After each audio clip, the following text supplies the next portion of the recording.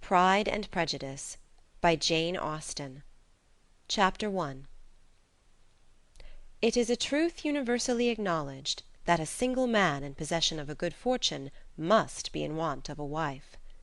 However little known the feelings or views of such a man may be on his first entering a neighbourhood, this truth is so well fixed in the minds of the surrounding families that he is considered the rightful property of some one or other of their daughters. "My dear Mr. Bennet," said his lady to him one day, "have you heard that Netherfield Park is let at last?" Mr. Bennet replied that he had not. "But it is," returned she, "for Mrs. Long has just been here, and she told me all about it." Mr. Bennet made no answer. "Do you not want to know who has taken it?" cried his wife impatiently. "You want to tell me, and I have no objection to hearing it." This was invitation enough. "Why, my dear, you must know Mrs. Long says that Netherfield is taken by a young man of large fortune from the north of England, that he came down on Monday in a chaise and four to see the place, and was so much delighted with it that he agreed with Mr. Morris immediately, that he is to take possession before Michaelmas, and some of his servants are to be in the house by the end of next week." "What is his name?" "Bingley." "Is he married or single?" "Oh, single, my dear, to be sure. A single man of large fortune, 4,000 or 5,000 a year. What a fine thing for our girls!" "How so? How can it affect them?" "My dear Mr. Bennet," replied his wife, "how can you be so tiresome? You must know that I am thinking of his marrying one of them." "Is that his design in settling here?" "Design! Nonsense! How can you talk so? But it is very likely that he may fall in love with one of them, and therefore you must visit him as soon as he comes." "I see no occasion for that.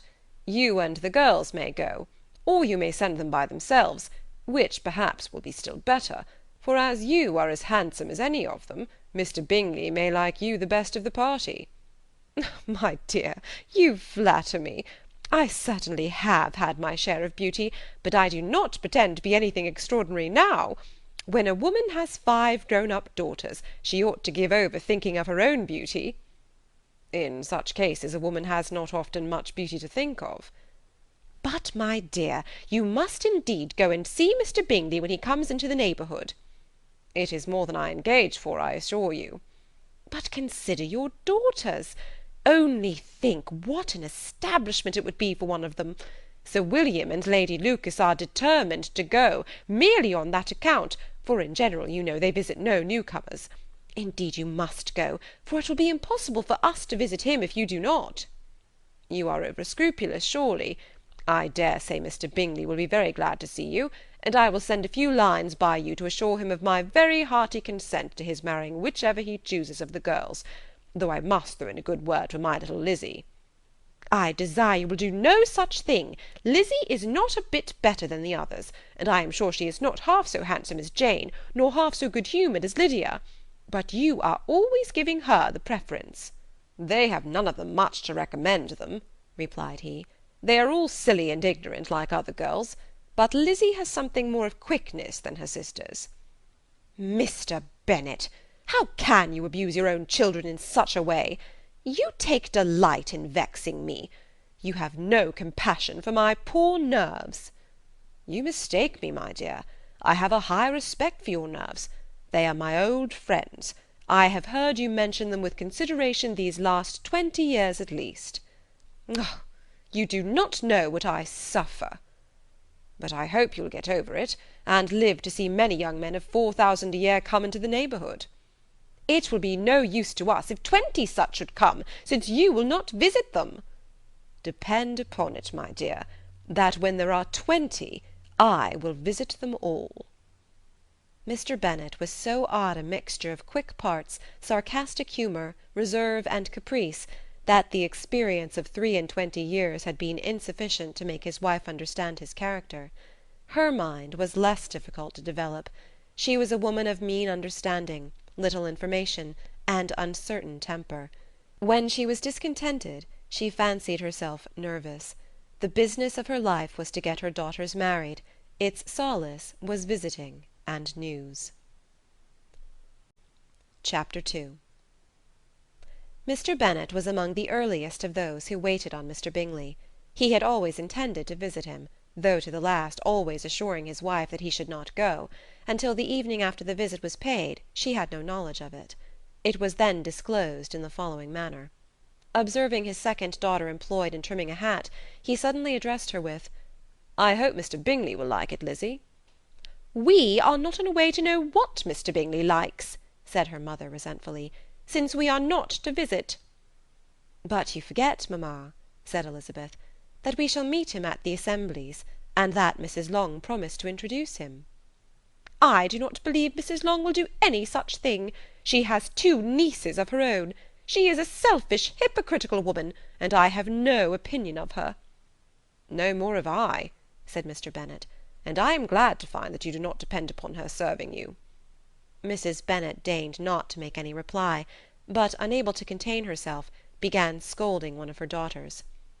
"Don't keep coughing so, Kitty, for heaven's sake. Have a little compassion on my nerves. You tear them to pieces." "Kitty has no discretion in her coughs," said her father. "She times them ill." "I do not cough for my own amusement," replied Kitty fretfully. "When is your next ball to be, Lizzie?" "To-morrow fortnight." "Ay, so it is," cried her mother, "and Mrs. Long does not come back till the day before, so it will be impossible for her to introduce him, for she will not know him herself." "Then, my dear, you may have the advantage of your friend, and introduce Mr. Bingley to her." "Impossible, Mr. Bennet, impossible, when I am not acquainted with him myself. How can you be so teasing?" "I honour your circumspection. A fortnight's acquaintance is certainly very little. One cannot know what a man really is by the end of a fortnight. But if we do not venture, somebody else will, and after all Mrs. Long and her daughters must stand their chance, and therefore, as she will think it an act of kindness, if you decline the office, I will take it on myself." The girls stared at their father. Mrs. Bennet said only, "Nonsense, nonsense!" "What can be the meaning of that emphatic exclamation?" cried he. "Do you consider the forms of introduction, and the stress that is laid on them, as nonsense? I cannot quite agree with you there. What say you, Mary? For you are a young lady of deep reflection, I know, and read great books, and make extracts." Mary wished to say something sensible, but knew not how. "While Mary is adjusting her ideas," he continued, "let us return to Mr. Bingley." "I am sick of Mr. Bingley," cried his wife. "I am sorry to hear that. But why did you not tell me that before? If I had known as much this morning, I certainly would not have called on him. It is very unlucky, but as I have actually paid the visit, we cannot escape the acquaintance now." The astonishment of the ladies was just what he wished, that of Mrs. Bennet perhaps surpassing the rest, though when the first tumult of joy was over, she began to declare that it was what she had expected all the while. "How good it was in you, my dear Mr. Bennet! But I knew I should persuade you at last. I was sure you loved your girls too well to neglect such an acquaintance. Well, how pleased I am! And it is such a good joke, too, that you should have gone this morning, and never said a word about it till now." "Now, Kitty, you may cough as much as you choose," said Mr. Bennet, and as he spoke he left the room, fatigued with the raptures of his wife. "What an excellent father you have, girls!" said she, when the door was shut. "I do not know how you will ever make him amends for his kindness, or me either, for that matter. At our time of life it is not so pleasant, I can tell you, to be making new acquaintances every day, but for your sakes we would do anything. Lydia, my love, though you are the youngest, I dare say Mr. Bingley will dance with you at the next ball." "Oh," said Lydia stoutly, "I am not afraid, for though I am the youngest, I'm the tallest." The rest of the evening was spent in conjecturing how soon he would return Mr. Bennet's visit, and determining when they should ask him to dinner. Chapter 3. Not all that Mrs. Bennet, however, with the assistance of her 5 daughters, could ask on the subject, was sufficient to draw from her husband any satisfactory description of Mr. Bingley. They attacked him in various ways, with barefaced questions, ingenious suppositions, and distant surmises; but he eluded the skill of them all, and they were at last obliged to accept the second-hand intelligence of their neighbour, Lady Lucas. Her report was highly favourable. Sir William had been delighted with him. He was quite young, wonderfully handsome, extremely agreeable, and, to crown the whole, he meant to be at the next assembly with a large party. Nothing could be more delightful. To be fond of dancing was a certain step towards falling in love, and very lively hopes of Mr. Bingley's heart were entertained. "If I can but see one of my daughters happily settled at Netherfield," said Mrs. Bennet to her husband, "and all the others equally well married, I shall have nothing to wish for." In a few days Mr. Bingley returned Mr. Bennet's visit, and sat about 10 minutes with him in his library. He had entertained hopes of being admitted to a sight of the young ladies, of whose beauty he had heard much, but he saw only the father. The ladies were somewhat more fortunate, for they had the advantage of ascertaining from an upper window that he wore a blue coat and rode a black horse. An invitation to dinner was soon afterwards dispatched, and already had Mrs. Bennet planned the courses that were to do credit to her housekeeping, when an answer arrived which deferred it all. Mr. Bingley was obliged to be in town the following day, and consequently unable to accept the honour of their invitation, etc. Mrs. Bennet was quite disconcerted. She could not imagine what business he could have in town so soon after his arrival in Hertfordshire, and she began to fear that he might be always flying about from one place to another, and never settled at Netherfield as he ought to be. Lady Lucas quieted her fears a little by starting the idea of his being gone to London only to get a large party for the ball, and a report soon followed that Mr. Bingley was to bring 12 ladies and 7 gentlemen with him to the assembly. The girls grieved over such a number of ladies, but were comforted the day before the ball by hearing that instead of 12 he brought only 6 with him from London, his 5 sisters and a cousin. And when the party entered the assembly room it consisted of only 5 altogether: Mr. Bingley, his 2 sisters, the husband of the eldest, and another young man. Mr. Bingley was good-looking and gentlemanlike. He had a pleasant countenance, and easy, unaffected manners. His sisters were fine women, with an air of decided fashion.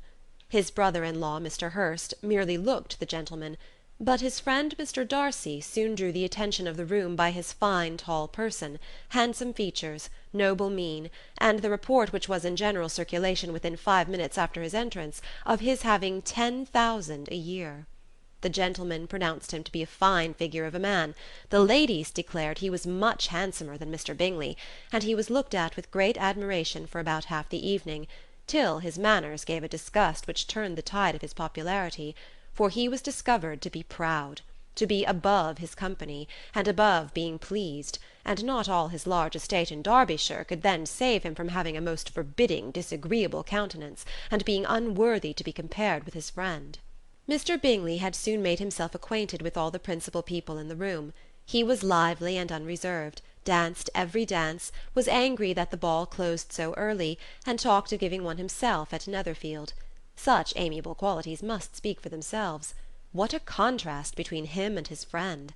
Mr. Darcy danced only once with Mrs. Hurst and once with Miss Bingley, declined being introduced to any other lady, and spent the rest of the evening in walking about the room, speaking occasionally to one of his own party. His character was decided. He was the proudest, most disagreeable man in the world, and everybody hoped that he would never come there again. Amongst the most violent against him was Mrs. Bennet, whose dislike of his general behaviour was sharpened into particular resentment by his having slighted one of her daughters. Elizabeth Bennet had been obliged, by the scarcity of gentlemen, to sit down for 2 dances, and during part of that time Mr. Darcy had been standing near enough for her to hear a conversation between him and Mr. Bingley, who came from the dance for a few minutes, to press his friend to join it. "Come, Darcy," said he, "I must have you dance. I hate to see you standing about by yourself in this stupid manner. You had much better dance." "I certainly shall not. You know how I detest it, unless I am particularly acquainted with my partner. At such an assembly as this it would be insupportable. Your sisters are engaged, and there is not another woman in the room whom it would not be a punishment to me to stand up with." "I would not be so fastidious as you are," cried Mr. Bingley, "for a kingdom. Upon my honour, I never met with so many pleasant girls in my life as I have this evening, and there are several of them, you see, uncommonly pretty." "You are dancing with the only handsome girl in the room," said Mr. Darcy, looking at the eldest Miss Bennet. "Oh, she is the most beautiful creature I ever beheld. But there is one of her sisters sitting down just behind you, who is very pretty, and I dare say very agreeable. Do let me ask my partner to introduce you." "Which do you mean?" And turning round, he looked for a moment at Elizabeth, till catching her eye, he withdrew his own and coldly said, "She is tolerable, but not handsome enough to tempt me.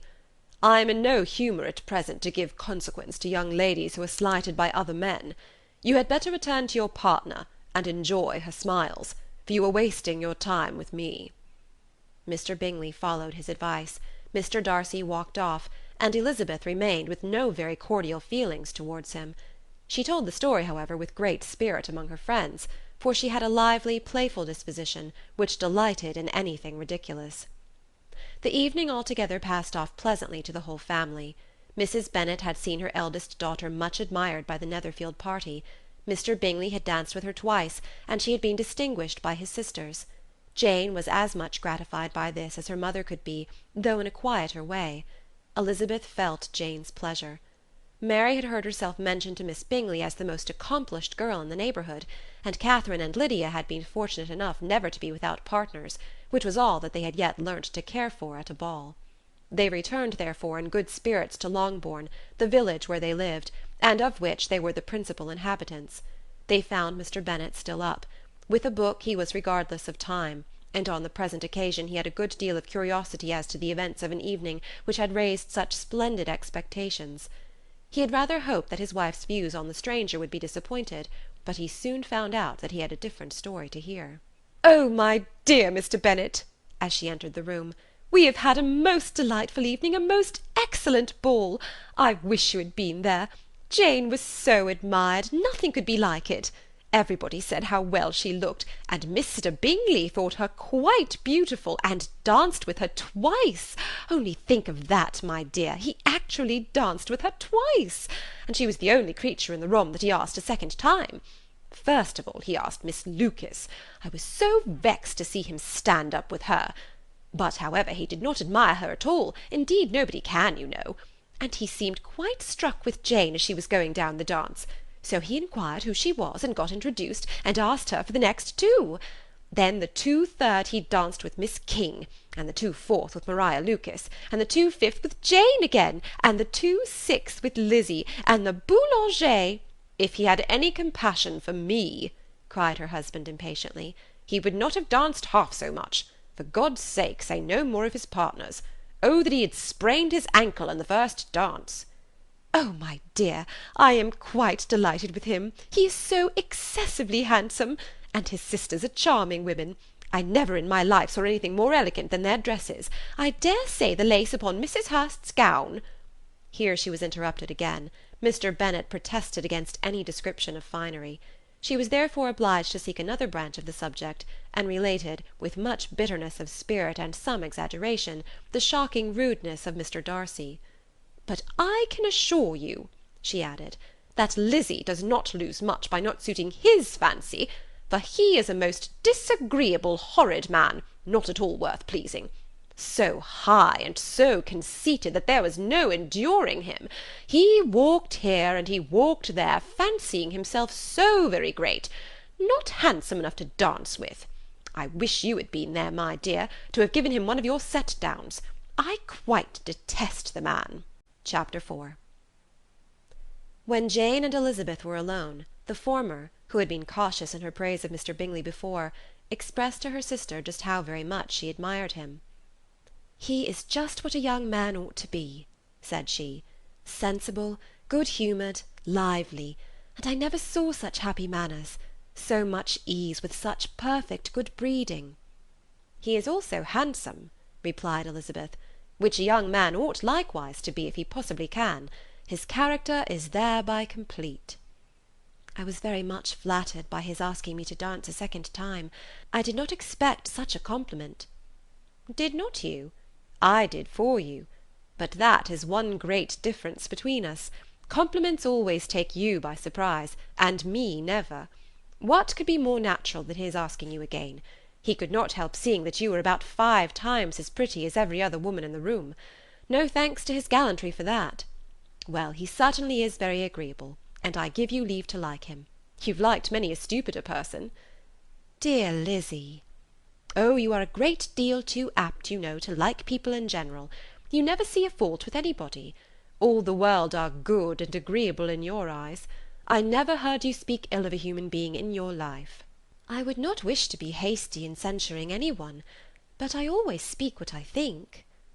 "I know you do, and it is that which makes the wonder.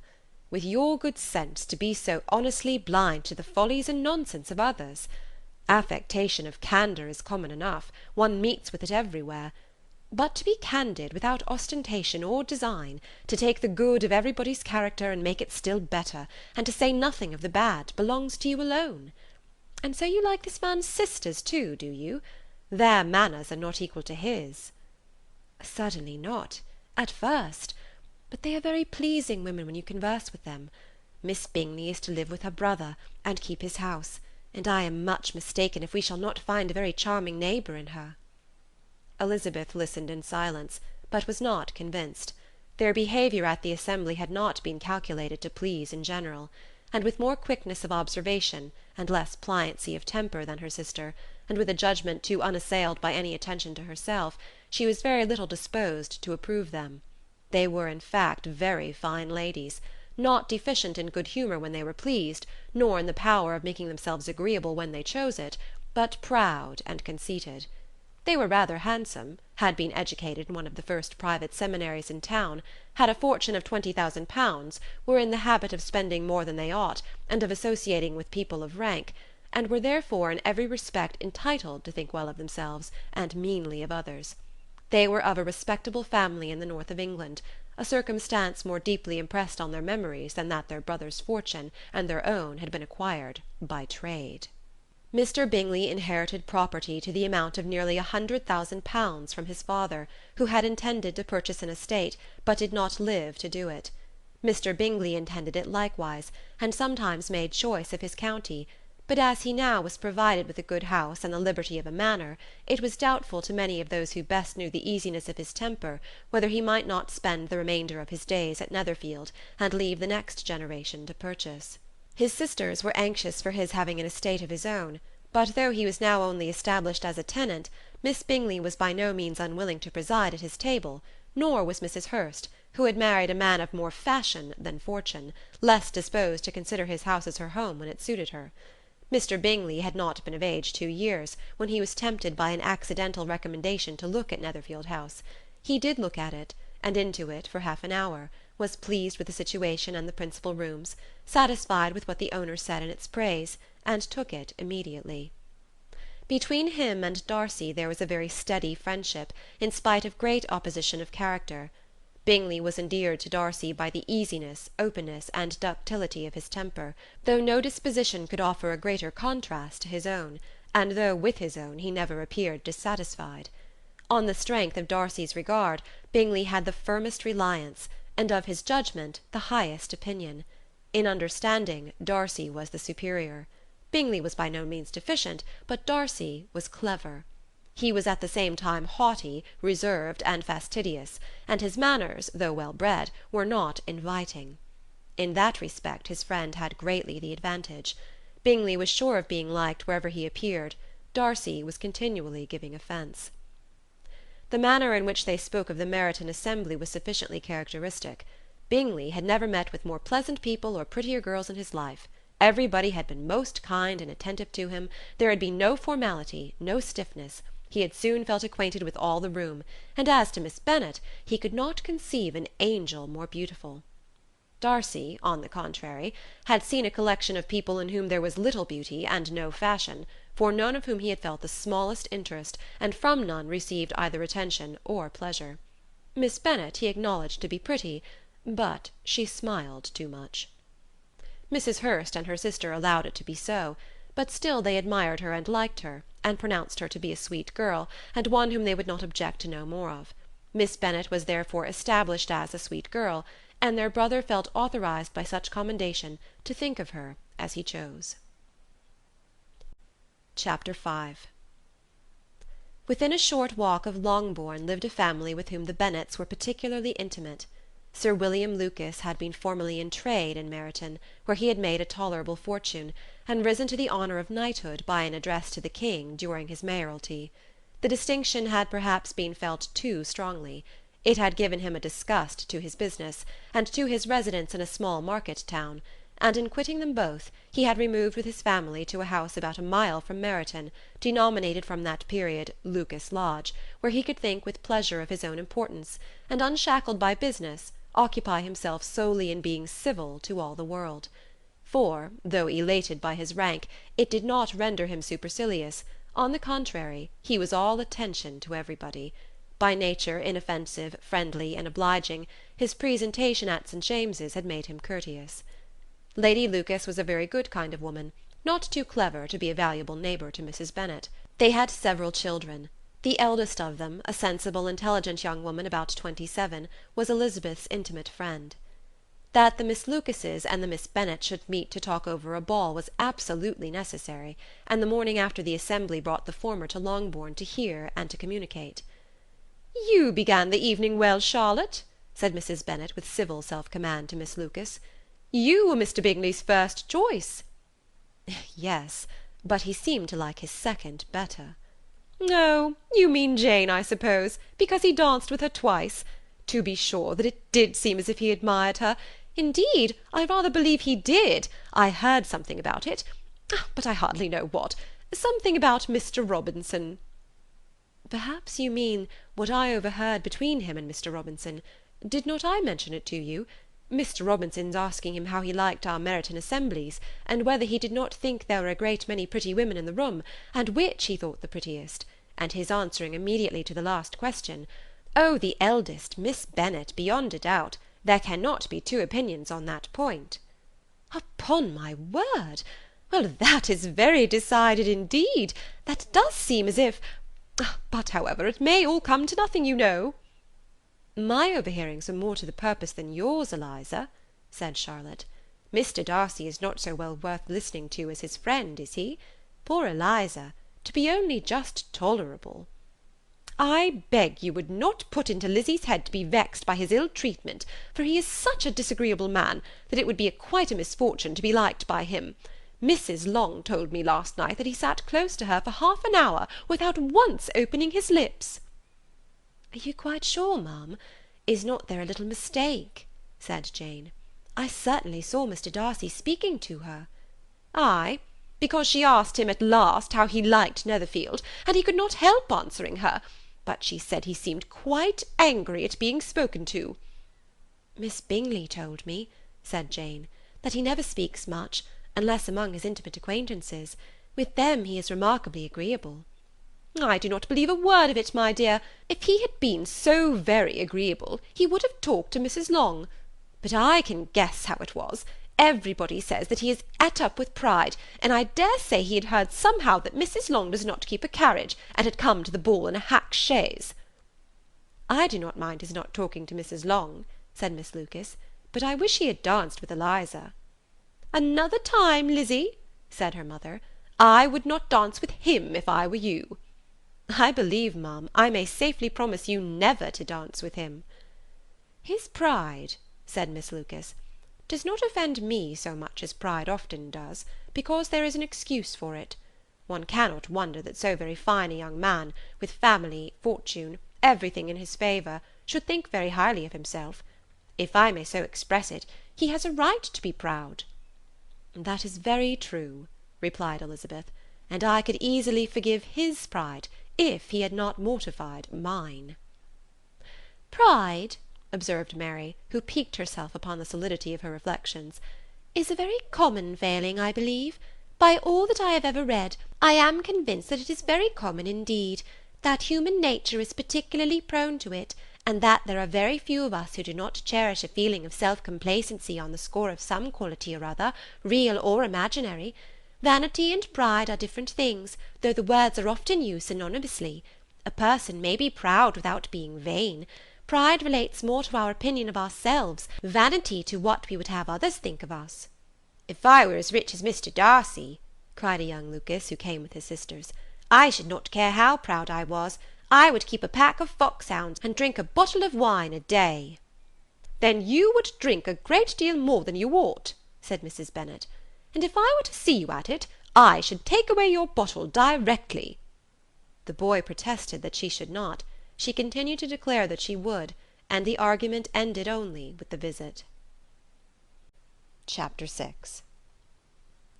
The ladies of Longbourn soon waited on those of Netherfield. The visit was soon returned in due form. Miss Bennet's pleasing manners grew on the good will of Mrs. Hurst and Miss Bingley, and though the mother was found to be intolerable, and the younger sisters not worth speaking to, a wish of being better acquainted with them was expressed towards the two eldest. By Jane this attention was received with the greatest pleasure, but Elizabeth still saw superciliousness in their treatment of everybody, hardly excepting even her sister, and could not like them; though their kindness to Jane, such as it was, had a value as arising in all probability from the influence of their brother's admiration. It was generally evident, whenever they met, that he did admire her, and to her it was equally evident that Jane was yielding to the preference which she had begun to entertain for him from the first, and was in a way to be very much in love. But she considered with pleasure that it was not likely to be discovered by the world in general, since Jane united, with great strength of feeling, a composure of temper and a uniform cheerfulness of manner which would guard her from the suspicions of the impertinent. She mentioned this to her friend Miss Lucas. "It may perhaps be pleasant," replied Charlotte, "to be able to impose on the public in such a case, but it is sometimes a disadvantage to be so very guarded. If a woman conceals her affection with the same skill from the object of it, she may lose the opportunity of fixing him, and it will then be but poor consolation to believe the world equally in the dark. There is so much of gratitude or vanity in almost every attachment, that it is not safe to leave any to itself.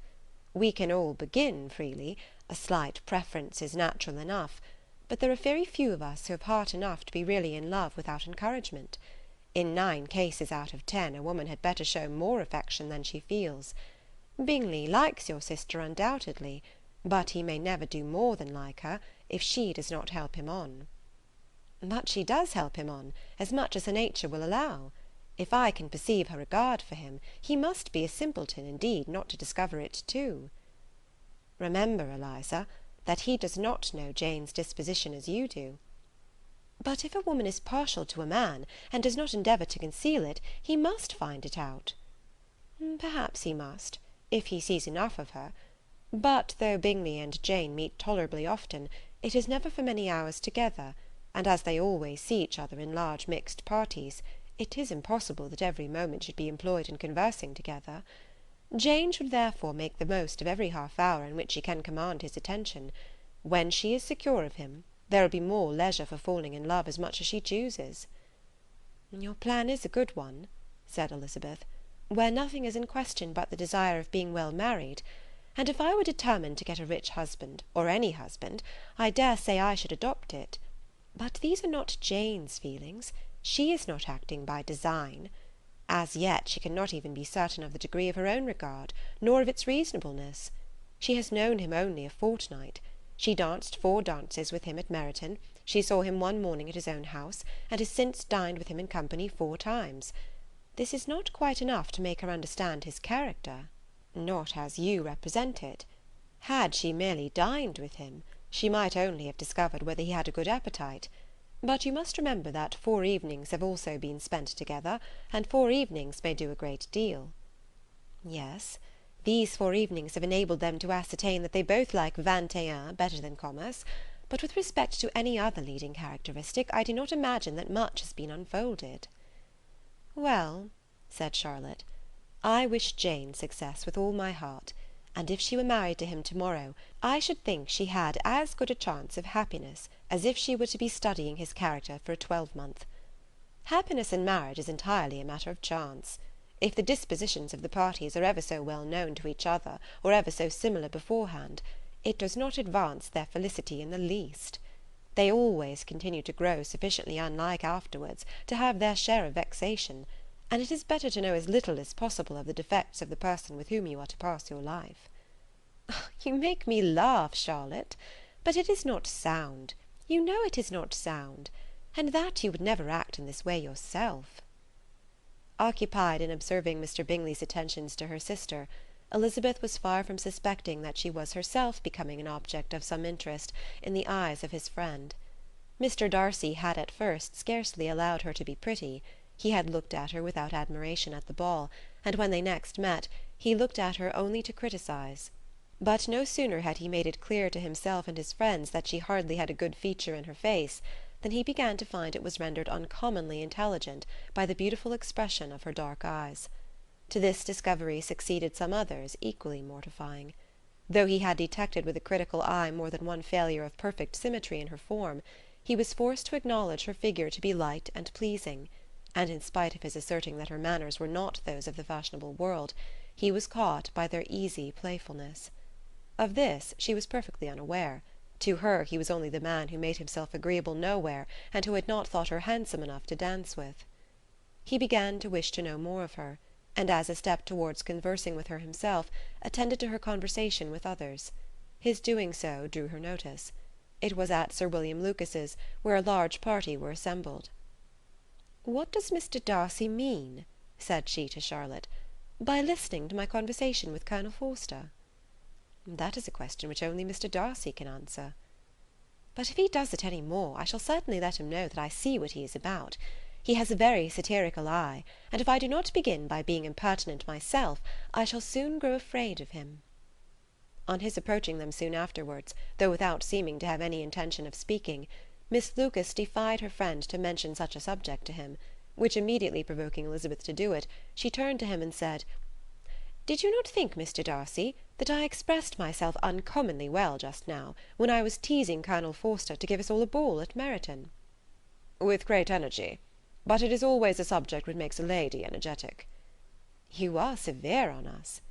"It will be her turn soon to be teased," said Miss Lucas. "I am going to open the instrument, Eliza, and you know what follows." "You are a very strange creature by way of a friend, always wanting me to play and sing before anybody and everybody.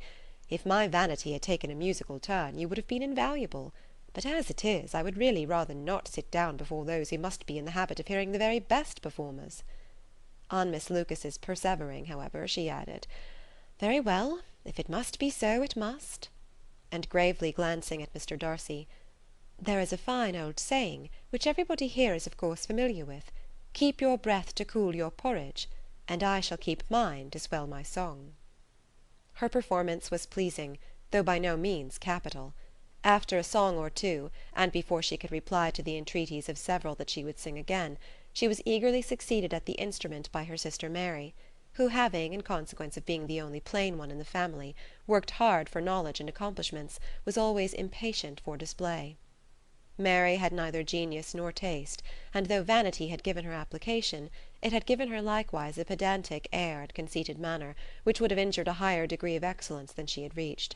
Elizabeth, easy and unaffected, had been listened to with much more pleasure, though not playing half so well; and Mary, at the end of a long concerto, was glad to purchase praise and gratitude by Scotch and Irish airs, at the request of her younger sisters, who, with some of the Lucases and 2 or 3 officers, joined eagerly in dancing at one end of the room. Mr. Darcy stood near them in silent indignation at such a mode of passing the evening, to the exclusion of all conversation, and was too much engrossed by his thoughts to perceive that Sir William Lucas was his neighbour, till Sir William thus began. "What a charming amusement for young people this is, Mr. Darcy! There is nothing like dancing, after all. I consider it as one of the first refinements of polished society."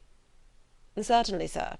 And it has the advantage also of being in vogue among the less polished societies of the world. Every savage can dance." Sir William only smiled.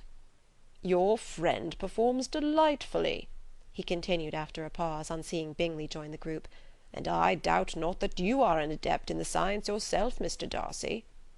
"You saw me dance at Meryton, I believe, sir?" "Yes, indeed, and received no inconsiderable pleasure from the sight. Do you often dance at St. James's?" "Never, sir." "Do you not think it would be a proper compliment to the place?" It is a compliment which I never pay to any place if I can avoid it. You have a house in town, I conclude? Mr. Darcy bowed. I had once had some thought of fixing in town myself, for I am fond of superior society, but I did not feel quite certain that the air of London would agree with Lady Lucas. He paused in hopes of receiving an answer, but his companion was not disposed to make any, and Elizabeth at that instant moving towards them, he was struck with the action of doing a very gallant thing, and called out to her, "My dear Miss Eliza, why are you not dancing? Mr. Darcy, you must allow me to present this young lady to you as a very desirable partner. You cannot refuse to dance, I am sure, when so much beauty is before you." And taking her hand, he would have given it to Mr. Darcy, who, though extremely surprised, was not unwilling to receive it, when she instantly drew back, and said with some discomposure to Sir William, "Indeed, sir, I have not the least intention of dancing. I entreat you not to suppose that I moved this way in order to beg for a partner." Mr. Darcy, with grave propriety, requested to be allowed the honour of her hand, but in vain. Elizabeth was determined, nor did Sir William at all shake her purpose by his attempt at persuasion. "You excelled so much in the dance, Miss Eliza, that it is cruel to deny me the happiness of seeing you, and though this gentleman dislikes the amusement in general, he can have no objection, I am sure, to oblige us for 1/2 hour." "Mr. Darcy is all politeness," said Elizabeth, smiling. "He is indeed, but considering the inducement, my dear Miss Eliza, we cannot wonder at his complaisance, for who would object to such a partner?" Elizabeth looked archly, and turned away. Her resistance had not injured her with the gentleman, and he was thinking of her with some complacency, when thus accosted by Miss Bingley. "I can guess the subject of your reverie." "I should imagine not." "You are considering how insupportable it would be to pass many evenings in this manner, in such society, and indeed I am quite of your opinion. I was never more annoyed. The insipidity, and yet the noise, the nothingness, and yet the self-importance of all those people. What would I give to hear your strictures on them?" "Your conjecture is totally wrong, I assure you. My mind was more agreeably engaged. I have been meditating on the very great pleasure which a pair of fine eyes in the face of a pretty woman can bestow." Miss Bingley immediately fixed her eyes on his face, and desired he would tell her what lady had the credit of inspiring such reflections. Mr. Darcy replied with great intrepidity, "Miss Elizabeth Bennet." "Miss Elizabeth Bennet?" repeated Miss Bingley. "I am all astonishment. How long has she been such a favourite? And pray, when am I to wish you joy?" "That is exactly the question which I expected you to ask. A lady's imagination is very rapid. It jumps from admiration to love, from love to matrimony, in a moment. I knew you would be wishing me joy." "Nay, if you are serious about it, I shall consider the matter as absolutely settled. You will be having a charming mother-in-law indeed, and, of course, she will always be at Pemberley with you." He listened to her with perfect indifference, while she chose to entertain herself in this manner, and as his composure convinced her that all was safe, her wit flowed long. Chapter 7. Mr. Bennet's property consisted almost entirely in an estate of 2,000 a year, which, unfortunately for his daughters, was entailed, in default of heirs male, on a distant relation, and their mother's fortune, though ample for her situation in life, could but ill supply the deficiency of his. Her father had been an attorney in Meryton, and had left her 4,000 pounds. She had a sister married to a Mr. Phillips, who had been a clerk to their father and succeeded him in the business, and a brother settled in London in a respectable line of trade. The village of Longbourn was only 1 mile from Meryton, a most convenient distance for the young ladies, who were usually tempted thither 3 or 4 times a week, to pay their duty to their aunt, and to a milliner's shop just over the way. The 2 youngest of the family, Catherine and Lydia, were particularly frequent in these attentions. Their minds were more vacant than their sisters', and when nothing better offered, a walk to Meryton was necessary to amuse their morning hours, and furnish conversation for the evening, and however bare of news the country in general might be, they always contrived to learn some from their aunt. At present, indeed, they were well supplied both with news and happiness by the recent arrival of a militia regiment in the neighbourhood. It was to remain the whole winter, and Meryton was the headquarters. Their visits to Mrs. Phillips were now productive of the most interesting intelligence. Every day added something to their knowledge of the officers' names and connections. Their lodgings were not long a secret, and at length they began to know the officers themselves. Mr. Phillips visited them all, and this opened to his nieces a store of felicity unknown before. They could talk of nothing but officers, and Mr. Bingley's large fortune, the mention of which gave animation to their mother, was worthless in their eyes when opposed to the regimentals of an ensign. After listening one morning to their effusions on this subject, Mr. Bennet coolly observed, "From all that I can collect by your manner of talking, you must be two of the silliest girls in the country. I have suspected it some time, but I am now convinced." Catherine was disconcerted, and made no answer, but Lydia, with perfect indifference, continued to express her admiration of Captain Carter, and her hope of seeing him in the course of the day, as he was going the next morning to London. "I am astonished, my dear," said Mrs. Bennet, "that you should be so ready to think your own children silly. If I wish to think slightingly of anybody's children, it should not be of my own, however." "If my children are silly, I must hope to be always sensible of it." "Yes, but as it happens, they are all of them very clever." "That is the only point, I flatter myself, on which we do not agree. I had hoped that our sentiments coincided in every particular, but I must so far differ from you as to think our two youngest daughters uncommonly foolish." "My dear Mr. Bennet, you must not expect such girls to have the sense of their father and mother.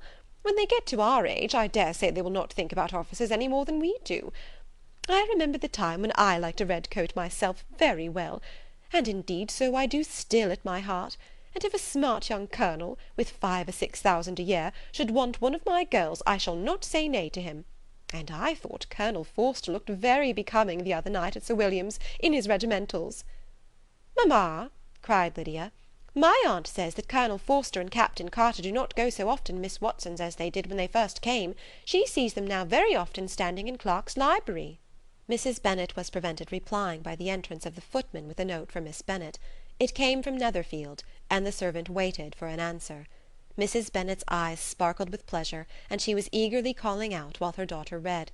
"Well, Jane, who is it from? What is it about? What does he say? Well, Jane, make haste and tell us. Make haste, my love."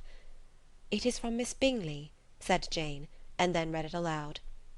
"My dear friend, if you are not so compassionate as to dine to-day with Louisa and me, we shall be in danger of hating each other for the rest of our lives, for a whole day's tete-a-tete between two women can never end without a quarrel. Come as soon as you can on receipt of this. My brother and the gentlemen are to dine with the officers. Yours ever, Caroline Bingley." "With the officers?" cried Lydia.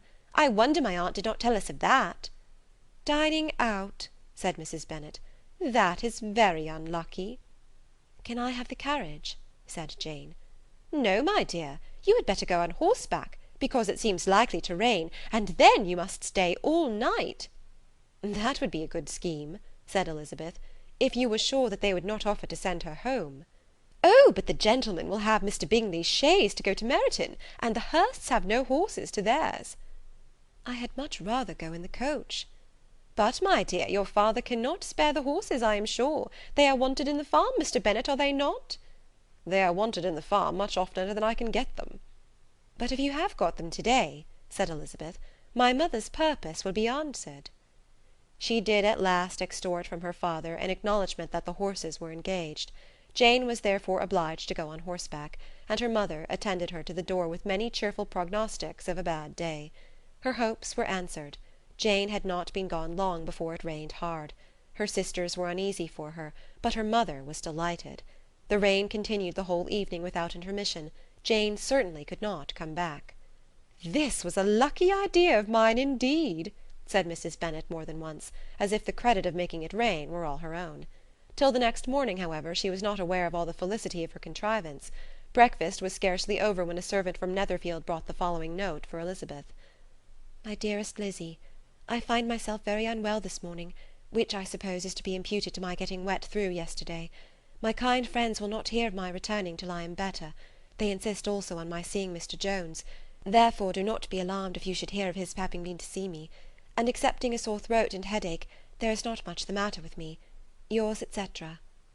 "Well, my dear," said Mr. Bennet, when Elizabeth had read the note aloud, If your daughter should have a dangerous fit of illness, if she should die, it would be a comfort to know that it was all in pursuit of Mr. Bingley, and under your orders." "Oh, I am not afraid of her dying. People do not die of little trifling colds.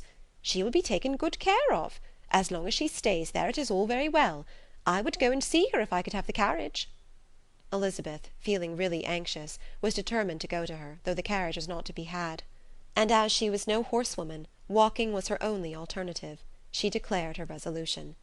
"How can you be so silly," cried her mother, "as to think of such a thing in all this dirt? You will not be fit to be seen when you get there."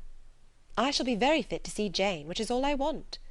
"Is this a hint to me, Lizzy," said her father, "to send for the horses?" "No, indeed. I do not wish to avoid the walk.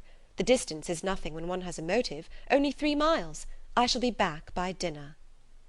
"I admire the activity of your benevolence," observed Mary, "but every impulse of feeling should be guided by reason, and in my opinion exertion should always be in proportion to what is required."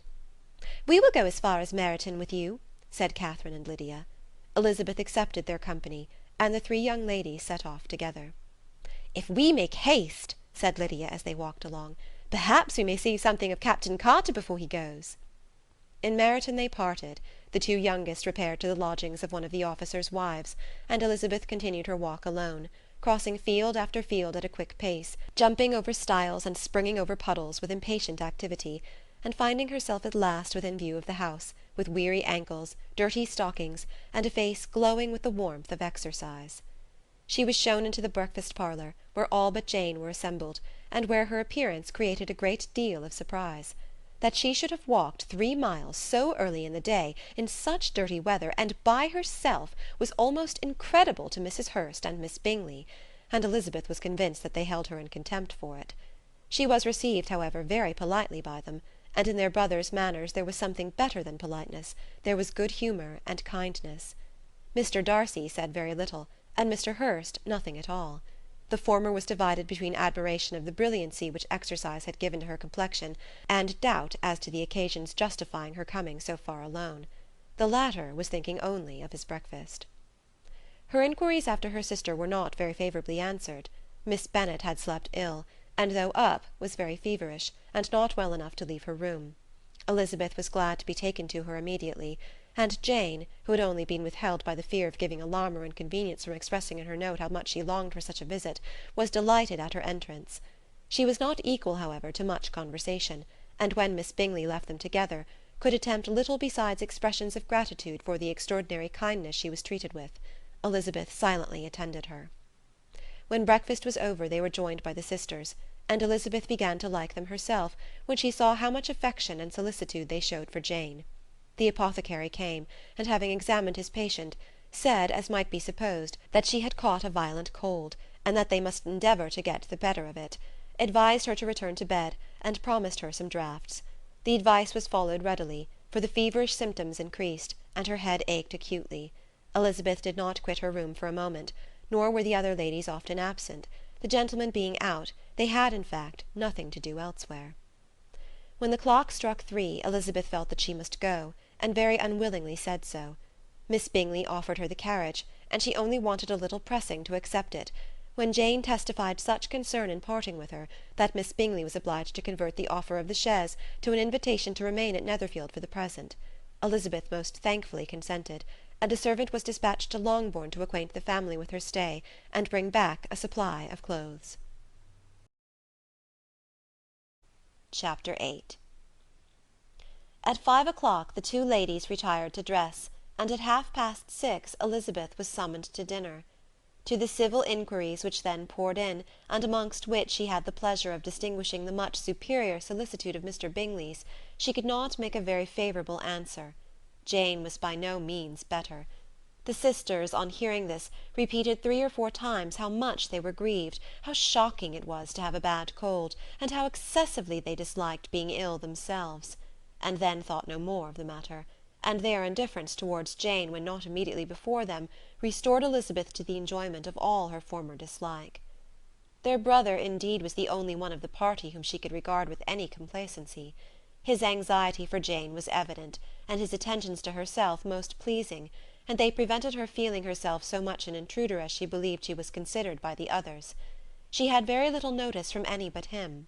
Miss Bingley was engrossed by Mr. Darcy, her sister scarcely less so, and as for Mr. Hurst, by whom Elizabeth sat, he was an indolent man, who lived only to eat, drink, and play at cards, who, when he found her to prefer a plain dish to a ragout, had nothing to say to her. When dinner was over, she returned directly to Jane, and Miss Bingley began abusing her as soon as she was out of the room. Her manners were pronounced to be very bad indeed, a mixture of pride and impertinence. She had no conversation, no style, no beauty.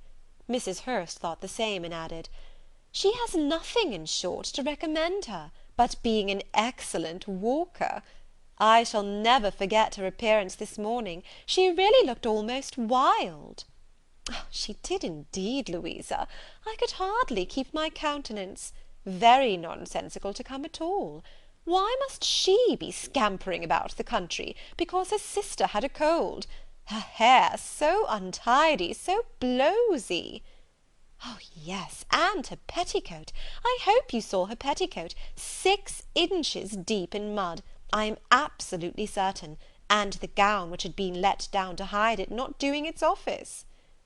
"Your picture may be very exact, Louisa," said Bingley, "but all this was lost upon me. I thought Miss Elizabeth Bennet looked remarkably well when she came into the room this morning. Her dirty petticoat quite escaped my notice."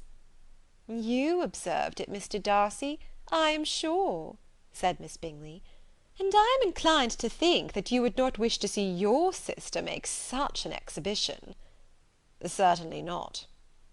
"To walk 3 miles, or 4 miles, or 5 miles, whatever it is, above her ankles in dirt, and alone, quite alone! What could she mean by it?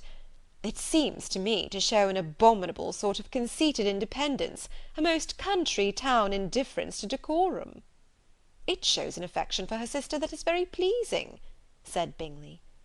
"I am afraid, Mr. Darcy," observed Miss Bingley in a half whisper, "that this adventure has rather affected your admiration of her fine eyes." "Not at all," he replied. "They were brightened by the exercise." A short pause followed this speech, and Mrs. Hurst began again. "I have an excessive regard for Miss Jane Bennet. She is really a very sweet girl, and I wish with all my heart she were well settled.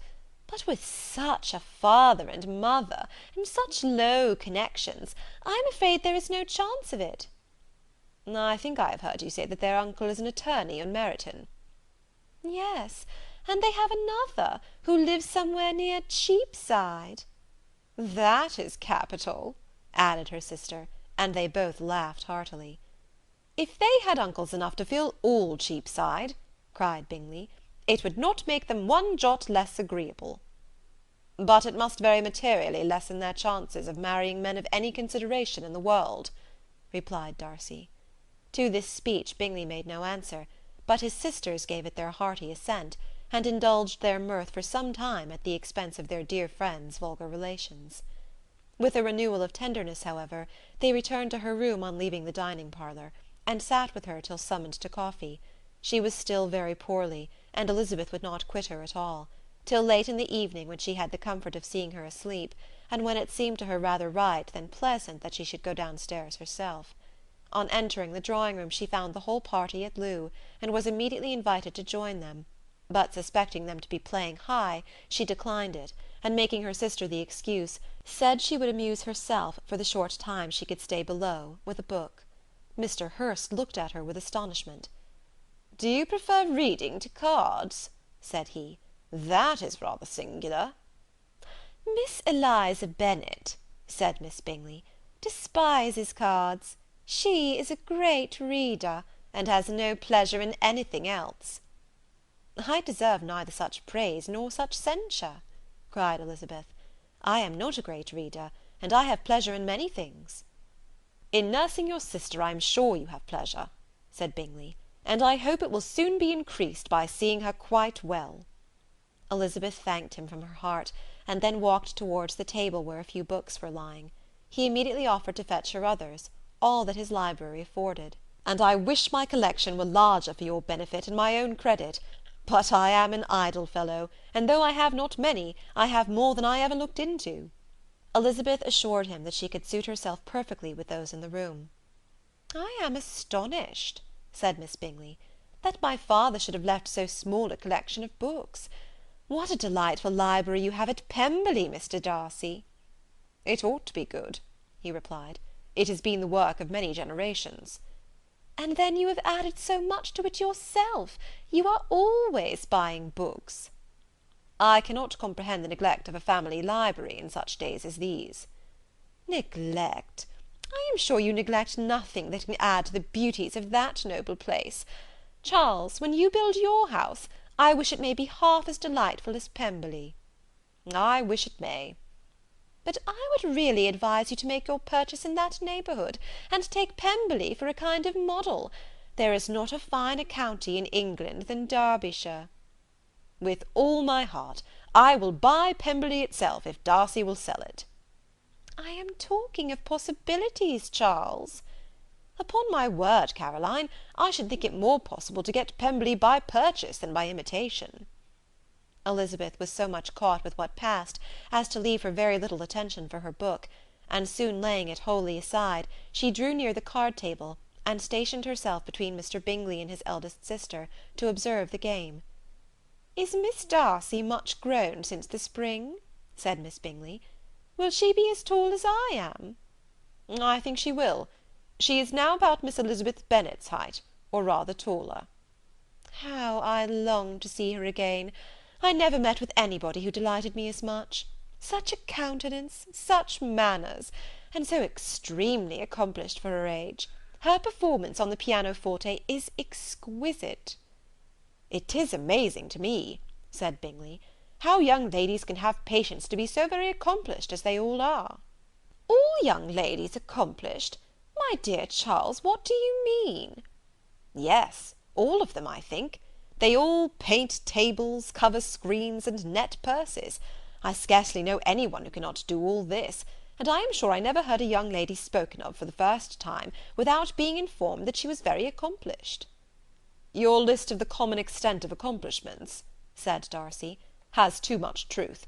The word is applied to many a woman who deserves it no otherwise than by netting a purse or covering a screen. But I am very far from agreeing with you in your estimation of ladies in general. I cannot boast of knowing more than half a dozen in the whole range of my acquaintance that are really accomplished." "Nor I am sure," said Miss Bingley. "Then," observed Elizabeth, "you must comprehend a great deal in your idea of an accomplished woman." "Yes, I do comprehend a great deal in it." "Oh, certainly," cried his faithful assistant. "No one can really be esteemed accomplished who does not greatly surpass what is usually met with. A woman must have a thorough knowledge of music, singing, drawing, dancing, and the modern languages, to deserve the word.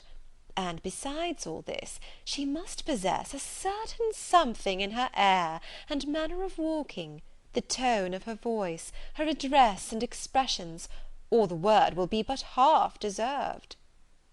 "All this she must possess," added Darcy, "and to all this she must yet add something more substantial, in the improvement of her mind by extensive reading." "I am no longer surprised at your knowing only 6 accomplished women. I rather wonder now at your knowing any." "Are you so severe upon your own sex to doubt the possibility of all this?" "I never saw such a woman. I never saw such capacity, and taste, and application, and elegance, as you describe united." Mrs. Hurst and Miss Bingley both cried out against the injustice of her implied doubt, and were both protesting that they knew many women who answered this description, when Mr. Hurst called them to order, with bitter complaints of their inattention to what was going forward. As all conversation was thereby at an end, Elizabeth soon afterwards left the room. "Elizabeth Bennet," said Miss Bingley, when the door was closed on her, "is one of those young ladies who seek to recommend themselves to the other sex by undervaluing their own, and with many men, I dare say, it succeeds; but, in my opinion, it is a paltry device, a very mean art." "Undoubtedly," replied Darcy, to whom this remark was chiefly addressed, "there is a meanness in all the arts which ladies sometimes condescend to employ for captivation. Whatever bears affinity to cunning is despicable." Miss Bingley was not so entirely satisfied with this reply as to continue the subject. Elizabeth joined them again, only to say that her sister was worse, and that she could not leave her. Bingley urged Mr. Jones being sent for immediately, while his sisters, convinced that no country advice could be of any service, recommended an express to town for one of the most eminent physicians. This she would not hear of, but she was not so unwilling to comply with their brother's proposal, and it was settled that Mr. Jones should be sent for early in the morning, if Miss Bennet were not decidedly better. Bingley was quite uncomfortable. His sisters declared that they were miserable. They solaced their wretchedness, however, by duets after supper, while he could find no better relief to his feelings than by giving his housekeeper directions that every attention might be paid to the sick lady and her sister. Chapter 9. Elizabeth passed the chief of the night in her sister's room, and in the morning had the pleasure of being able to send a tolerable answer to the inquiries which she very early received from Mr. Bingley by a housemaid, and some time afterwards from the two elegant ladies who waited on his sisters. In spite of this amendment, however, she requested to have a note sent to Longbourn, desiring her mother to visit Jane, and form her own judgment of her situation. The note was immediately dispatched, and its contents as quickly complied with. Mrs. Bennet, accompanied by her two youngest girls, reached Netherfield soon after the family breakfast. Had she found Jane in any apparent danger, Mrs. Bennet would have been very miserable, but being satisfied on seeing her that her illness was not alarming, she had no wish of her recovering immediately, as her restoration to health would probably remove her from Netherfield. She would not listen, therefore, to her daughter's proposal of being carried home. Neither did the apothecary, who arrived about the same time, think it at all advisable. After sitting a little while with Jane, on Miss Bingley's appearance and invitation, the mother and three daughters all attended her into the breakfast parlour. Bingley met them with hopes that Mrs. Bennet had not found Miss Bennet worse than she expected. "Indeed I have, sir," was her answer. "She is a great deal too ill to be moved. Mr. Jones says we must not think of moving her. We must trespass a little longer on your kindness." "Removed?" cried Bingley. "It must not be thought of. My sister, I am sure, will not hear of her removal." "You may depend upon it, madam," said Miss Bingley with cold civility, "that Miss Bennet will receive every possible attention while she remains with us." Mrs. Bennet was profuse in her acknowledgments.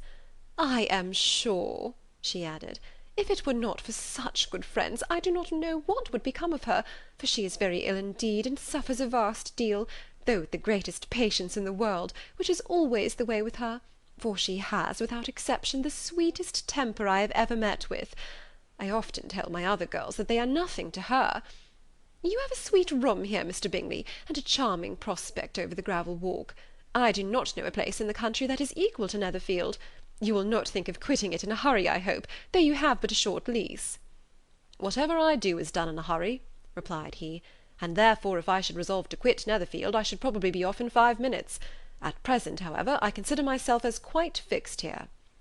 "That is exactly what I should have supposed of you," said Elizabeth. "You begin to comprehend me, do you?" cried he, turning towards her. "Oh yes, I understand you perfectly." "I wish I might take this for a compliment, but to be so easily seen through, I am afraid, is pitiful." "That is as it happens. It does not follow that a deep, intricate character is more or less estimable than such a one as yours."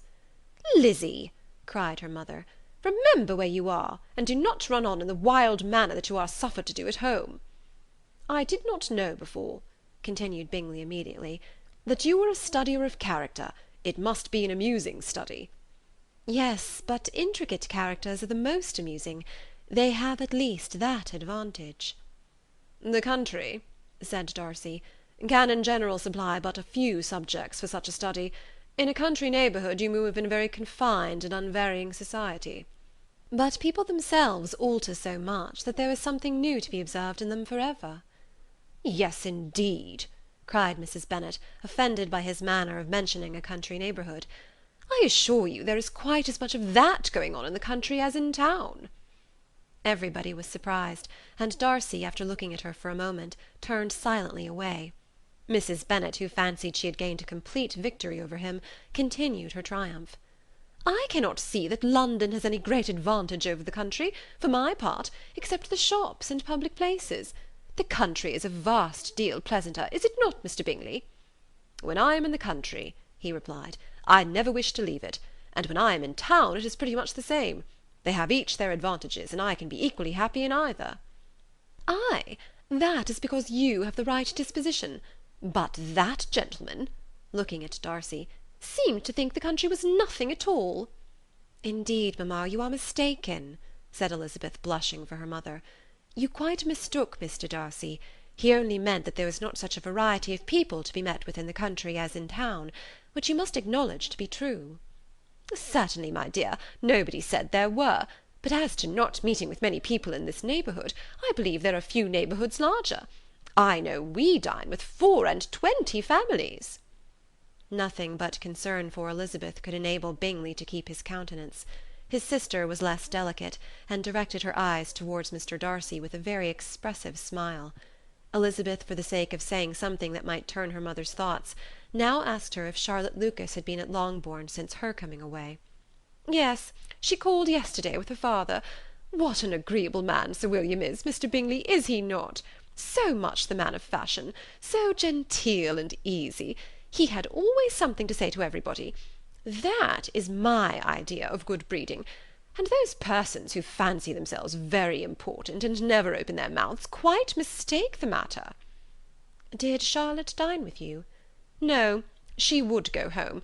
I fancy she was wanted about the mince pies. For my part, Mr. Bingley, I always keep servants that can do their own work. My daughters are brought up very differently.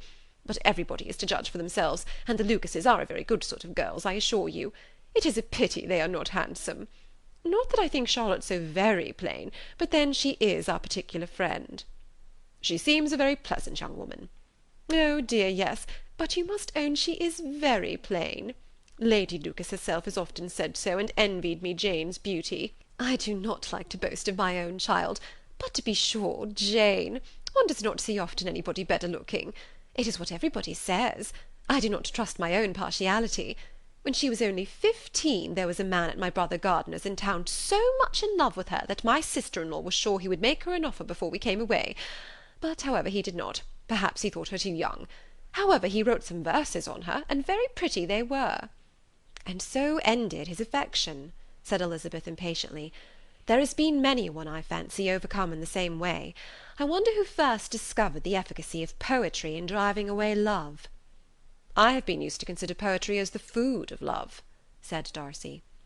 "Of a fine, stout, healthy love it may. Everything nourishes what is strong already. But if it be only a slight, thin sort of inclination, I am convinced that one good sonnet will starve it entirely away." Darcy only smiled, and the general pause which ensued made Elizabeth tremble lest her mother should be exposing herself again. She longed to speak, but could think of nothing to say, and after a short silence Mrs. Bennet began repeating her thanks to Mr. Bingley for his kindness to Jane, with an apology for troubling him also with Lizzie. Mr. Bingley was unaffectedly civil in his answer, and forced his younger sister to be civil also, and say what the occasion required. She performed her part indeed without much graciousness, but Mrs. Bennet was satisfied, and soon afterwards ordered her carriage. Upon this signal, the youngest of her daughters put herself forward. The two girls had been whispering to each other during the whole visit, and the result of it was, that the youngest should tax Mr. Bingley with having promised on his first coming into the county to give a ball at Netherfield. Lydia was a stout, well-grown girl of 15, with a fine complexion and good-humoured countenance, a favourite with her mother, whose affection had brought her into public at an early age. She had high animal spirits, and a sort of natural self-consequence, which the attention of the officers, to whom her uncle's good dinners and her own easy manners recommended her, had increased into assurance. She was very equal, therefore, to address Mr. Bingley on the subject of the ball, and abruptly reminded him of his promise, adding that it would be the most shameful thing in the world if he did not keep it. His answer to this sudden attack was delightful to their mother's ear. "I am perfectly ready, I assure you, to keep my engagement, and when your sister is recovered, you shall, if you please, name the very day of the ball. But you would not wish to be dancing when she is ill." Lydia declared herself satisfied. "Oh yes, it would be much better to wait till Jane was well, and by that time most likely Captain Carter would be at Meryton again. And when you have given your ball," she added, "I shall insist on their giving one also. I shall tell Colonel Forster it will be quite a shame if he does not." Mrs. Bennet and her daughters then departed, and Elizabeth returned instantly to Jane, leaving her own and her relations' behaviour to the remarks of the two ladies and Mr. Darcy, the latter of whom, however, could not be prevailed on to join in their censure of her, in spite of all Miss Bingley's witticisms on fine eyes. Chapter 10. The day passed much as the day before had done. Mrs. Hurst and Miss Bingley had spent some hours of the morning with the invalid, who continued, though slowly, to mend, and in the evening Elizabeth joined their party in the drawing-room. The loo table, however, did not appear. Mr. Darcy was writing, and Miss Bingley, seated near him, was watching the progress of his letter and repeatedly calling off his attention by messages to his sister. Mr. Hurst and Mr. Bingley were at piquet, and Mrs. Hurst was observing their game. Elizabeth took up some needlework, and was sufficiently amused in attending to what passed between Darcy and his companion. The perpetual commendations of the lady, either on his handwriting, or on the evenness of the lines, or on the length of his letter, with the perfect unconcern with which her praises were received, formed a curious dialogue, and was exactly in union with her opinion of each. "How delighted Miss Darcy will be to receive such a letter!" He made no answer. "You write uncommonly fast." "You are mistaken. I write rather slowly." "How many letters you must have occasion to write in the course of a year! Letters of business, too!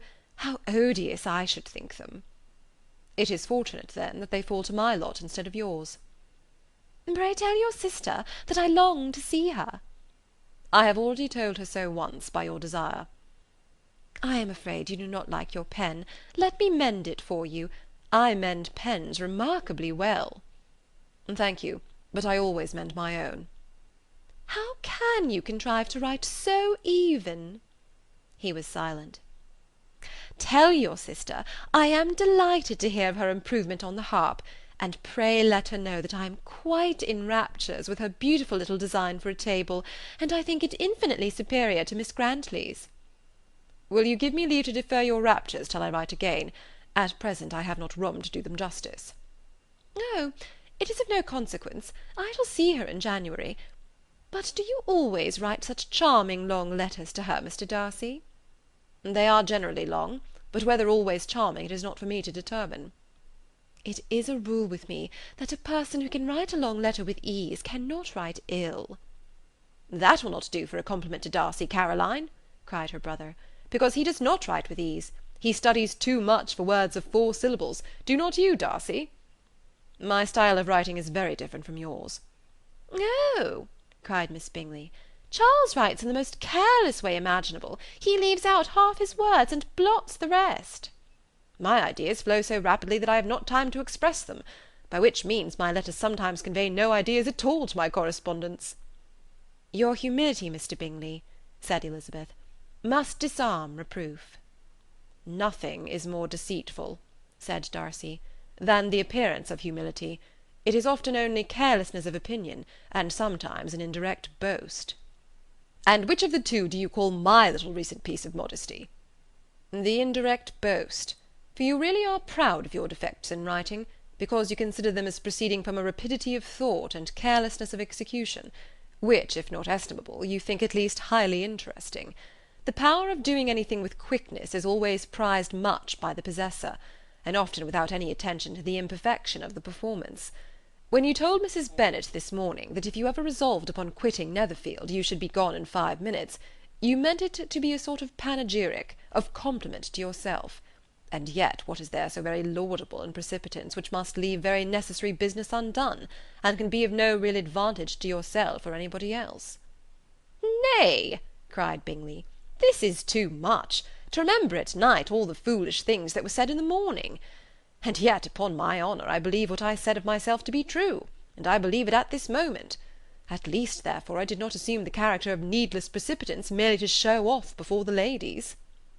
"I dare say you believed it, but I am by no means convinced that you would be gone with such celerity.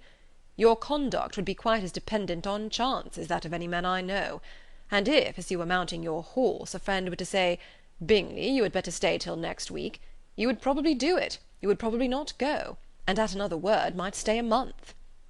"You have only proved by this," cried Elizabeth, "that Mr. Bingley did not do justice to his own disposition. You have shown him off now much more than he did himself."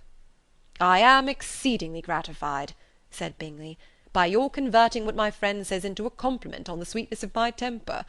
But I am afraid that you are giving it a turn which that gentleman did by no means intend, for he would certainly think better of me, if under such a circumstance I were to give a flat denial and ride off as fast as I could." Would Mr. Darcy then consider the rashness of your original intentions as atoned for by your obstinacy in adhering to it? "Upon my word, I cannot exactly explain the matter. Darcy must speak for himself." "You expect me to account for opinions which you choose to call mine, but which I have never acknowledged. Allowing the case, however, to stand according to your representation, you must remember, Miss Bennet, that the friend who is supposed to desire his return to the house, and the delay of his plan, has merely desired it, asked it without offering one argument in favour of its propriety." To yield readily, easily, to the persuasion of a friend is no merit with you. To yield without conviction is no compliment to the understanding of either. You appear to me, Mr. Darcy, to allow nothing for the influence of friendship and affection. A regard for the requester would often make one readily yield to a request, without waiting for arguments to reason one into it. I am not particularly speaking of such a case as you have supposed about Mr. Bingley. We may as well wait, perhaps, till the circumstance occurs, before we discuss the discretion of his behaviour thereupon. But in general and ordinary cases between friend and friend, where one of them is desired by the other to change a resolution of no very great moment, should you think ill of that person for complying with a desire, without waiting to be argued into it? Will it not be advisable, before we proceed on this subject, to arrange with rather more precision the degree of importance which is to pertain to this request, as well as the degree of intimacy subsisting between the parties? By all means, cried Bingley. Let us hear the particulars, not forgetting their comparative height and size, for that will have more weight in the argument, Miss Bennet, than you may be aware of. I assure you that if Darcy were not such a great tall fellow in comparison with myself, I should not pay him half so much deference. I declare I do not know a more awful object than Darcy on particular occasions and in particular places, at his own house especially, and of a Sunday evening, when he has nothing to do." Mr. Darcy smiled, but Elizabeth thought she could perceive that he was rather offended, and therefore checked her laugh. Miss Bingley warmly resented the indignity he had received in an expostulation with her brother for talking such nonsense. "I see your design, Bingley," said his friend. "You dislike an argument, and want to silence this." "Perhaps I do. Arguments are too much like disputes. If you and Miss Bennet will defer yours till I am out of the room, I shall be very thankful, and then you may say whatever you like of me." "What you ask," said Elizabeth, "is no sacrifice on my side, and Mr. Darcy had much better finish his letter." Mr. Darcy took her advice, and did finish his letter. When that business was over, he applied to Miss Bingley and Elizabeth for an indulgence of some music. Miss Bingley moved with some alacrity to the pianoforte, and after a polite request that Elizabeth would lead the way, which the other as politely and more earnestly negatived, she seated herself. Mrs. Hurst sang with her sister, and while they were thus employed, Elizabeth could not help observing, as she turned over some music books that lay on the instrument, how frequently Mr. Darcy's eyes were fixed on her. She hardly knew how to suppose that she could be an object of admiration to so great a man, and yet that he should look at her because he disliked her was still more strange. She could only imagine, however, at last, that she drew his notice because there was something more wrong and reprehensible, according to his ideas of right, than in any other person present. The supposition did not pain her. She liked him too little to care for his approbation. After playing some Italian songs, Miss Bingley varied the charm by a lively Scotch air, and soon afterward Mr. Darcy, drawing near Elizabeth, said to her, "Do not you feel a great inclination, Miss Bennet, to seize such an opportunity of dancing a reel?" She smiled, but made no answer. He repeated the question with some surprise at her silence. "Oh," said she, "I heard you before, but I could not immediately determine what to say in reply. You wanted me, I know, to say yes, that you might have the pleasure of despising my taste. But I always delight in overthrowing those kind of schemes, and cheating a person of their premeditated contempt. I have therefore made up my mind to tell you that I do not want to dance a reel at all, and now despise me if you dare." "Indeed, I do not dare." Elizabeth, having rather expected to affront him, was amazed at his gallantry, but there was a mixture of sweetness and archness in her manner which made it difficult for her to affront anybody, and Darcy had never been so bewitched by any woman as he was by her. He really believed, that if it were not for the inferiority of her connections, he should be in some danger. Miss Bingley saw, or suspected enough to be jealous, and her great anxiety for the recovery of her dear friend Jane received some assistance from her desire of getting rid of Elizabeth. She often tried to provoke Darcy into disliking her guest by talking of their supposed marriage, and planning his happiness in such an alliance. "I hope," said she, as they were walking together in the shrubbery the next day, "you will give your mother-in-law a few hints, when this desirable event takes place, as to the advantage of holding her tongue, and, if you can compass it, do cure the younger girls of running after officers. And, if I may mention so delicate a subject, endeavour to check that little something bordering on conceit and impertinence which your lady possesses." "Have you anything else to propose for my domestic felicity?" "Oh, yes. Do let the portraits of your uncle and aunt Phillips be placed in the gallery at Pemberley. Put them next to your great-uncle the judge. They are in the same profession, you know, only in different lines. As for your Elizabeth's picture, you must not have it taken, for what painter could do justice to those beautiful eyes?" "It would not be easy indeed to catch their expression, but their colour and shape, and the eyelashes, so remarkably fine, might be copied." At that moment they were met from another walk by Mrs. Hurst and Elizabeth herself. "I did not know that you intended to walk," said Miss Bingley, in some confusion, lest they had been overheard. "You used us abominably ill," answered Mrs. Hurst, "running away without telling us that you were coming out." Then, taking the disengaged arm of Mr. Darcy, she left Elizabeth to walk by herself. The path just admitted 3. Mr. Darcy felt their rudeness, and immediately said, "This walk is not wide enough for our party. We had better go into the avenue." But Elizabeth, who had not the least inclination to remain with them, laughingly answered, "No, no, stay where you are. You are charmingly grouped, and appear to uncommon advantage. The picturesque would be spoilt by admitting a fourth. Good-bye." She then ran gaily off, rejoicing, as she rambled about, in the hope of being at home again in a day or two. Jane was already so much recovered as to intend leaving her room for a couple of hours that evening. Chapter 11. When the ladies removed after dinner, Elizabeth ran up to her sister, and seeing her well guarded from cold, attended her into the drawing-room, where she was welcomed by her two friends with many professions of pleasure, and Elizabeth had never seen them so agreeable as they were during the hour which passed before the gentlemen appeared. Their powers of conversation were considerable. They could describe an entertainment with accuracy, relate an anecdote with humour, and laugh at their acquaintance with spirit. But when the gentlemen entered, Jane was no longer the first object. Miss Bingley's eyes were instantly turned toward Darcy, and she had something to say to him before he had advanced many steps. He addressed himself to Miss Bennet with a polite congratulation. Mr. Hurst also made her a slight bow, and said he was "very glad," but diffuseness and warmth remained for Bingley's salutation. He was full of joy and attention. The first half-hour was spent in piling up the fire, lest she should suffer from the change of room, and she removed at his desire to the other side of the fireplace, that she might be further from the door. He then sat down by her, and talked scarcely to any one else. Elizabeth, at work in the opposite corner, saw it all with great delight. When tea was over, Mr. Hurst reminded his sister-in-law of the card-table, but in vain. She had obtained private intelligence that Mr. Darcy did not wish for cards, and Mr. Hurst soon found even his open petition rejected. She assured him that no one intended to play, and the silence of the whole party on the subject seemed to justify her. Mr. Hurst had therefore nothing to do but to stretch himself on one of the sofas and go to sleep. Darcy took up a book, Miss Bingley did the same, and Mrs. Hurst, principally occupied in playing with her bracelets and rings, joined now and then in her brother's conversation with Miss Bennet. Miss Bingley's attention was quite as engaged in watching Mr. Darcy's progress through his book as in reading her own, and she was perpetually either making some inquiry or looking at his page. She could not win him, however, to any conversation. He merely answered her question and read on. At length, quite exhausted by the attempt to be amused with her own book, which she had only chosen because it was the second volume of his, she gave a great yawn and said, "How pleasant it is to spend an evening in this way! I declare, after all, there is no enjoyment like reading. How much sooner one tires of anything than of a book! When I have a house of my own, I shall be miserable if I have not an excellent library." No one made any reply.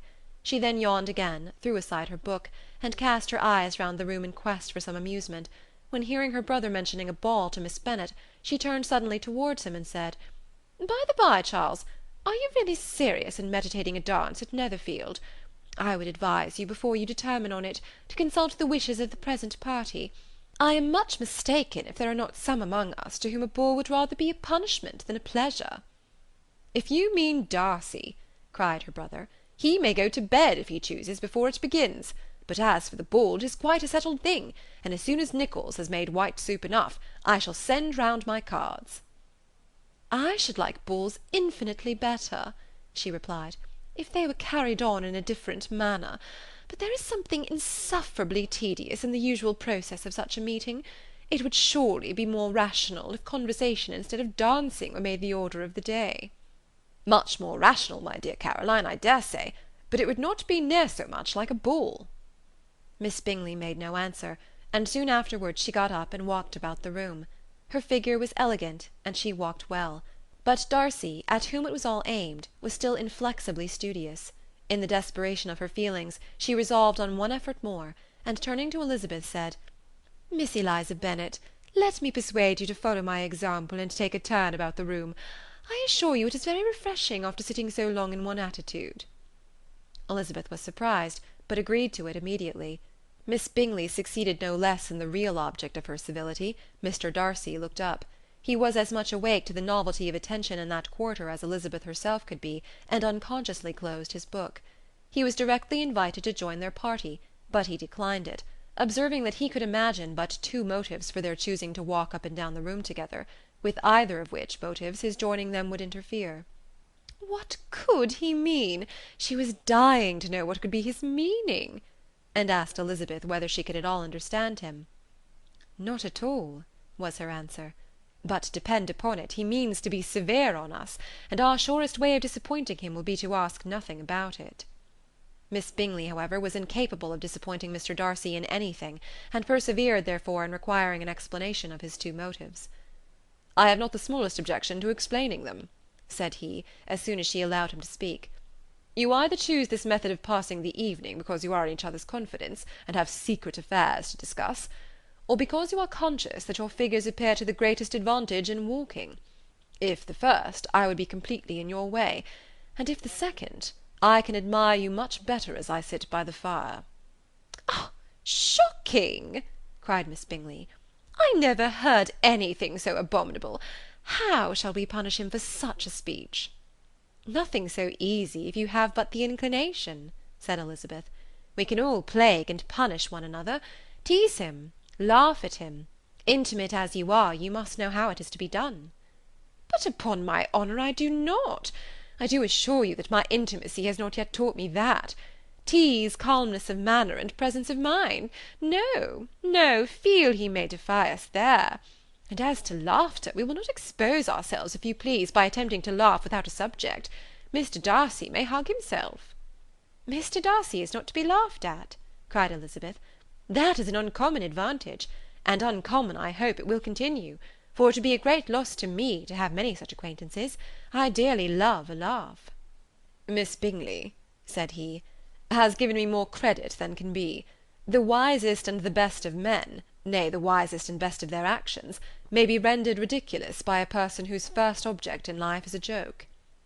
"Certainly," replied Elizabeth, "there are such people, but I hope I am not one of them. I hope I never ridicule what is wise and good. Follies and nonsense, whims and inconsistencies do divert me, I own, and I laugh at them whenever I can, but these, I suppose, are precisely what you are without." "Perhaps that is not possible for any one, but it has been the study of my life to avoid those weaknesses which often expose a strong understanding to ridicule." "Such as vanity and pride?" "Yes, vanity is a weakness indeed. But pride, where there is a real superiority of mind, pride will always be under good regulation." Elizabeth turned away to hide a smile. "Your examination of Mr. Darcy is over, I presume," said Miss Bingley. "And pray, what is the result?" "I am perfectly convinced by it that Mr. Darcy has no defect. He owns it himself without disguise." "No," said Darcy, "I have made no such pretension. I have faults enough, but they are not, I hope, of understanding. My temper I dare not vouch for. It is, I believe, too little yielding, certainly too little for the convenience of the world. I cannot forget the follies and vices of others so soon as I ought, nor their offences against myself. My feelings are not puffed about with every attempt to move them. My temper would perhaps be called resentful. My good opinion, once lost, is lost for ever." "That is a failing indeed," cried Elizabeth. "Implacable resentment is a shade in a character. But you have chosen your fault well. I really cannot laugh at it. You are safe from me." There is, I believe, in every disposition a tendency to some particular evil, a natural defect which not even the best education can overcome." "And your defect is to hate everybody." "And yours," he replied with a smile, "is wilfully to misunderstand them." "Do let us have a little music," cried Miss Bingley, tired of a conversation in which she had no share. "Louisa, you will not mind my waking Mr. Hurst?"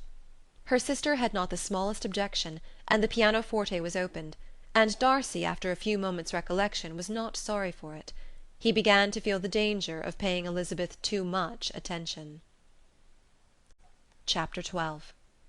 In consequence of an agreement between the sisters, Elizabeth wrote the next morning to their mother to beg that the carriage might be sent for them in the course of the day. But Mrs. Bennet, who had calculated on her daughters remaining at Netherfield till the following Tuesday, which would exactly finish Jane's week, could not bring herself to receive them with pleasure before.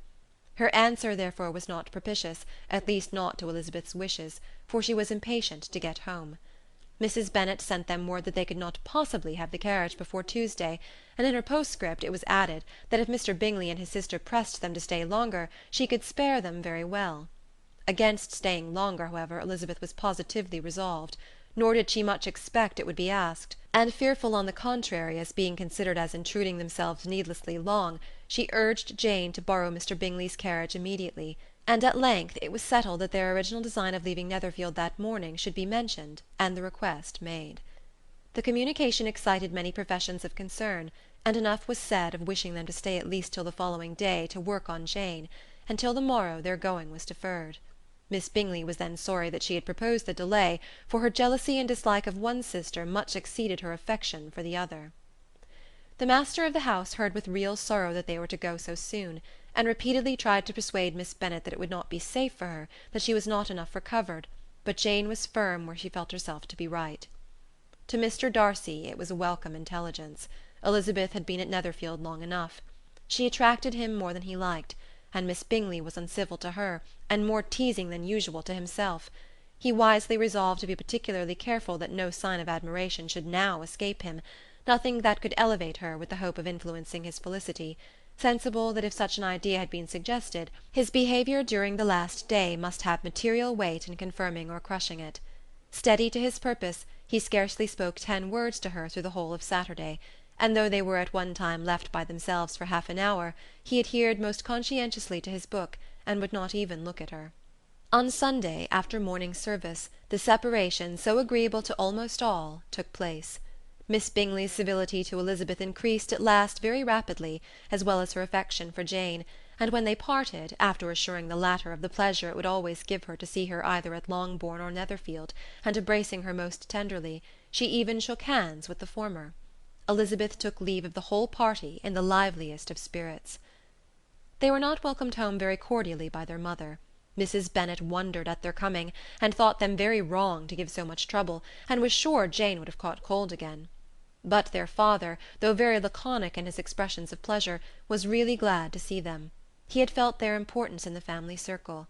The evening conversation, when they were all assembled, had lost much of its animation, and almost all its sense, by the absence of Jane and Elizabeth.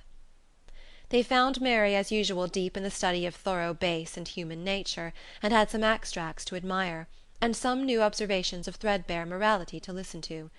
Catherine and Lydia had information for them of a different sort. Much had been done and much had been said in the regiment since the preceding Wednesday.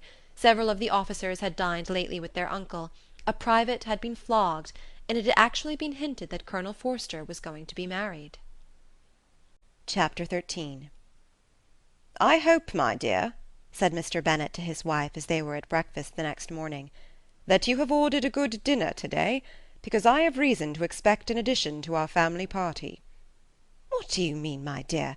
I know of nobody that is coming, I am sure, unless Charlotte Lucas should happen to call in, and I hope my dinners are good enough for her. I do not believe she often sees such at home." "The person of whom I speak is a gentleman, and a stranger." Mrs. Bennet's eyes sparkled. "A gentleman and a stranger! It is Mr. Bingley, I am sure. Well, I am sure I shall be extremely glad to see Mr. Bingley. But, good Lord, how unlucky! There is not a bit of fish to be got to-day. Lydia, my love, ring the bell. I must speak to Hill this moment." "It is not Mr. Bingley," said her husband. "It is a person whom I never saw in the whole course of my life." This roused a general astonishment, and he had the pleasure of being eagerly questioned by his wife and his 5 daughters at once. After amusing himself some time with their curiosity, he thus explained: "About a month ago I received this letter, and about a fortnight ago I answered it, for I thought it a case of some delicacy and requiring early attention. It is from my cousin, Mr. Collins, who, when I am dead, may turn you all out of this house as soon as he pleases." "Oh, my dear," cried his wife, "I cannot bear to hear that mentioned. Pray do not talk of that odious man. I do think it is the harshest thing in the world that your estate should be entailed away from your own children, and I am sure if I had been you, I should have tried long ago to do something or other about it." Jane and Elizabeth tried to explain to her the nature of an entail. They had often attempted to do it before, but it was a subject on which Mrs. Bennet was beyond the reach of reason, and she continued to rail bitterly against the cruelty of settling an estate away from a family of 5 daughters, in favour of a man whom nobody cared anything about. "It certainly is a most iniquitous affair," said Mr. Bennet, "and nothing can clear Mr. Collins from the guilt of inheriting Longbourn. But if you will listen to his letter, you may perhaps be a little softened by his manner of expressing himself." "No, that I am sure I shall not, and I think it is very impertinent of him to write to you at all, and very hypocritical. I hate such false friends. Why could he not keep on quarrelling with you, as his father did before him?" "Why, indeed, he does seem to have had some filial scruples on that head, as you will hear." "Hunsford, near Westerham, Kent, 15th October. "Dear Sir, the disagreement subsisting between yourself and my late honoured father always gave me much uneasiness, and since I have had the misfortune to lose him, I have frequently wished to heal the breach, but for some time I was kept back by my own doubts, fearing lest it might seem disrespectful to his memory for me to be on good terms with any one with whom it had always pleased him to be at variance. There, Mrs. Bennet. My mind, however, is now made up on the subject, for having received ordination at Easter, I have been so fortunate as to be distinguished by the patronage of the Right Honourable Lady Catherine de Bourgh, widow of Sir Lewis de Bourgh, whose bounty and beneficence has preferred me to the valuable rectory of this parish, where it shall be my earnest endeavour to demean myself with grateful respect towards her ladyship, and be ever ready to perform those rites and ceremonies which are instituted by the Church of England. As a clergyman, moreover, I feel it my duty to promote and establish the blessing of peace in all families within the reach of my influence, and on these grounds I flatter myself that my present overtures are highly commendable, and that the circumstance of my being next in the entail of Longbourn estate will be kindly overlooked on your side, and not lead you to reject the offered olive branch. I cannot be otherwise than concerned at being the means of injuring your amiable daughters, and beg leave to apologize for it, as well as to assure you of my readiness to make them every possible amends. But of this hereafter. If you should have no objection to receive me into your house, I propose myself the satisfaction of waiting on you and your family Monday, November 18th, by 4 o'clock, and shall probably trespass on your hospitality till the Saturday se'nnight following, which I can do without any inconvenience, as Lady Catherine is far from objecting to my occasional absence on a Sunday, provided that some other clergyman is engaged to do the duty of the day. I remain, dear sir, with respectful compliments to your lady and daughters, your well-wisher and friend, William Collins. At 4 o'clock, therefore, we may expect this peace-making gentleman, said Mr. Bennet, as he folded up the letter. He seems to be a most conscientious and polite young man, upon my word, and I doubt not will prove a valuable acquaintance, especially if Lady Catherine should be so indulgent as to let him come to us again. There is some sense in what he says about the girls, however, and if he is disposed to make them any amends, I shall not be the person to discourage him." "Though it is difficult," said Jane, "to guess in what way he can mean to make us the atonement he thinks our due. The wish is certainly to his credit." Elizabeth was chiefly struck by his extraordinary deference for Lady Catherine, and his kind intention of christening, marrying, and burying his parishioners whenever it were required. "He must be an oddity, I think," said she. "I cannot make him out. There is something very pompous in his style. And what can he mean by apologizing for being next in the entail? We cannot suppose he would help it if he could. Could he be a sensible man, sir?" "No, my dear, I think not. I have great hopes of finding him quite the reverse. There is a mixture of civility and self-importance in his letter which promises well. I am impatient to see him." "In point of composition," said Mary, "the letter does not seem defective. The idea of the olive branch, perhaps, is not wholly new, yet I think it is well expressed." To Catherine and Lydia, neither the letter nor its writer were in any degree interesting. It was next to impossible that their cousin should come in a scarlet coat, and it was now some weeks since they had received pleasure from the society of a man in any other colour. As for their mother, Mr. Collins's letter had done away much of her ill will, and she was preparing to see him with a degree of composure which astonished her husband and daughters. Mr. Collins was punctual to his time, and was received with great politeness by the whole family. Mr. Bennet, indeed, said little, but the ladies were ready enough to talk, and Mr. Collins seemed neither in need of encouragement nor inclined to be silent himself. He was a tall, heavy-looking young man of 25. His air was grave and stately, and his manners were very formal. He had not been long seated before he complimented Mrs. Bennet on having so fine a family of daughters, said he had heard much of their beauty, but that in this instance fame had fallen short of the truth, and added that he did not doubt her seeing them all in due time disposed of in marriage. This gallantry was not much to the taste of some of his hearers, but Mrs. Bennet, who quarrelled with no compliments, answered most readily. "You are very kind, I am sure, and I wish with all my heart it may prove so, for else they will be destitute enough. Things are settled so oddly." "You allude, perhaps, to the entail of this estate." "Ah, sir, I do indeed. It is a grievous affair to my poor girls, you must confess. Not that I mean to find fault with you, for such things I know are all chance in this world.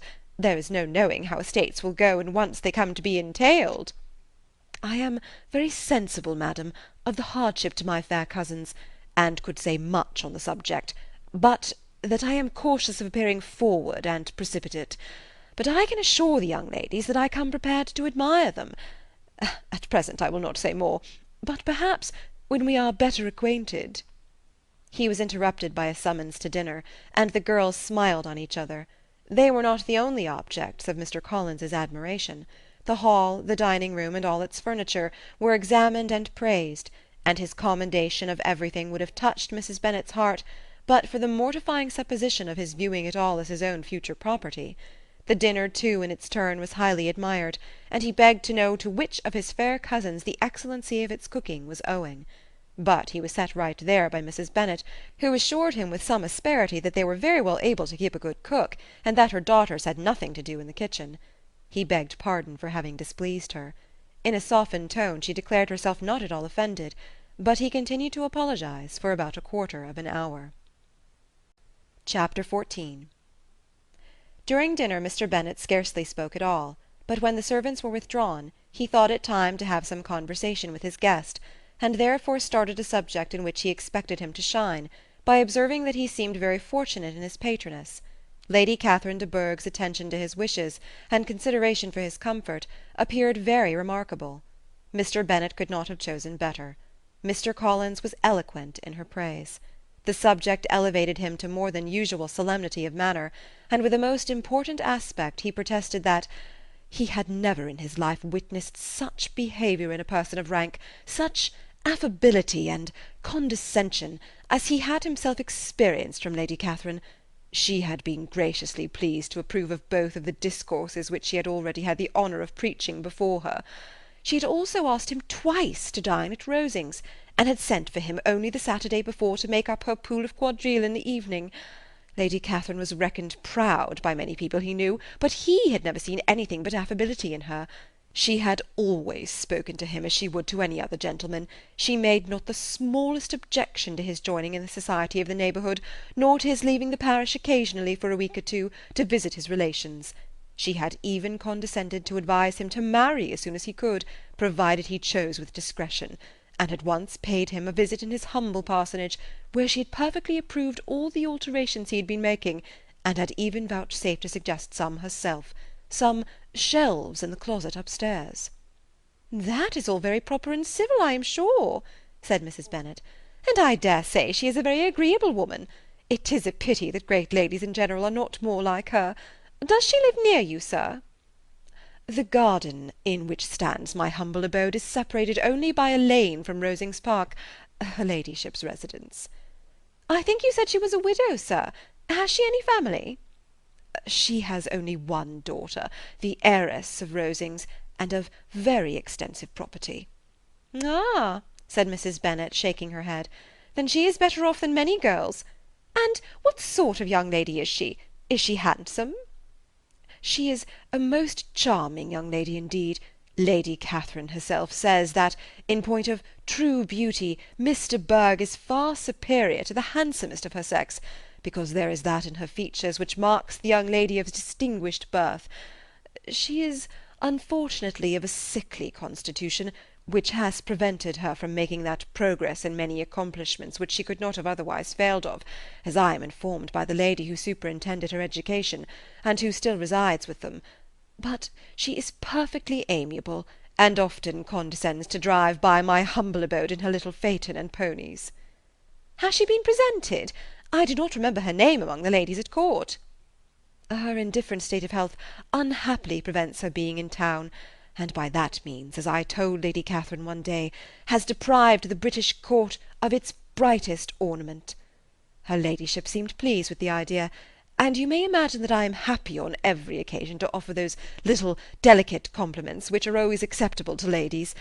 I have more than once observed to Lady Catherine that her charming daughter seemed born to be a duchess, and that the most elevated rank, instead of giving her consequence, would be adorned by her.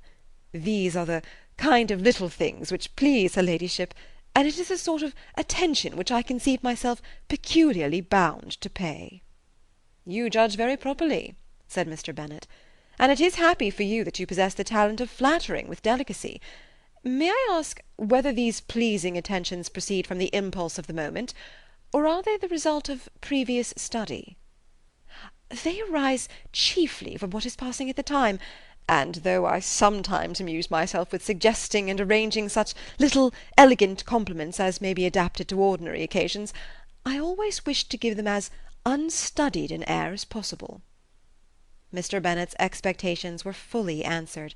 His cousin was as absurd as he had hoped, and he listened to him with the keenest enjoyment, maintaining at the same time the most resolute composure of countenance, and, except in an occasional glance at Elizabeth, requiring no partner in his pleasure.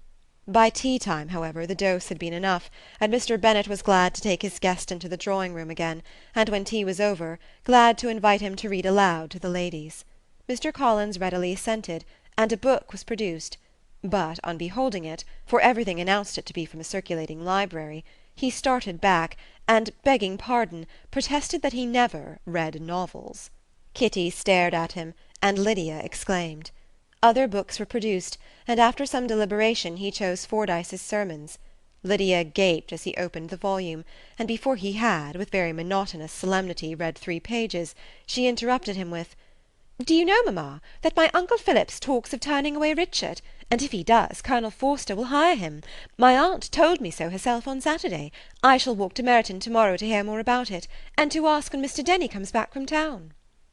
Lydia was bid by her 2 eldest sisters to hold her tongue, but Mr. Collins, much offended, laid aside his book, and said, "I have often observed how little young ladies are interested by books of a serious stamp, though written solely for their benefit. It amazes me, I confess, for certainly there can be nothing so advantageous to them as instruction. But I will no longer importune my young cousin." Then, turning to Mr. Bennet, he offered himself as his antagonist at backgammon. Mr. Bennet accepted the challenge, observing that he acted very wisely in leaving the girls to their own trifling amusements. Mrs. Bennet and her daughters apologized most civilly for Lydia's interruption, and promised that it should not occur again, if he would resume his book. But Mr. Collins, after assuring them that he bore his young cousin no ill will, and should never resent her behaviour as any affront, seated himself at another table with Mr. Bennet, and prepared for backgammon.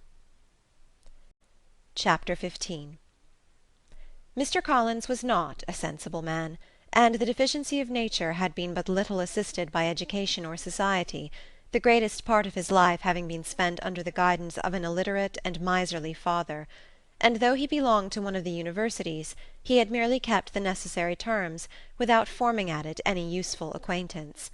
The subjection in which his father had brought him up had given him originally great humility of manner, but it was now a good deal counteracted by the self-conceit of a weak head, living in retirement, and the consequential feelings of early and unexpected prosperity.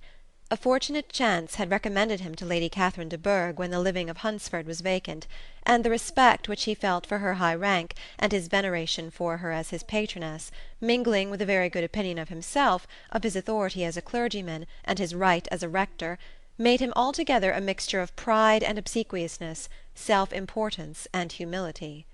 Having now a good house and a very sufficient income, he intended to marry, and in seeking a reconciliation with the Longbourn family he had a wife in view, as he meant to choose one of the daughters, if he found them as handsome and amiable as they were represented by common report.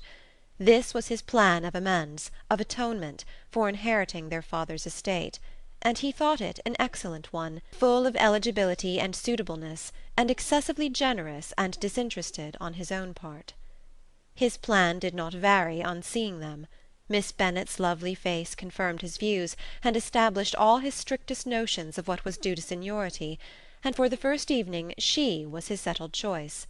The next morning, however, made an alteration, for in a quarter of an hour's tete-a-tete with Mrs. Bennet before breakfast, a conversation beginning with his parsonage house, and leading naturally to the avowal of his hopes that a mistress might be found for it at Longbourn, produced from her, amid very complacent smiles and general encouragement, a caution against the very Jane he had fixed on.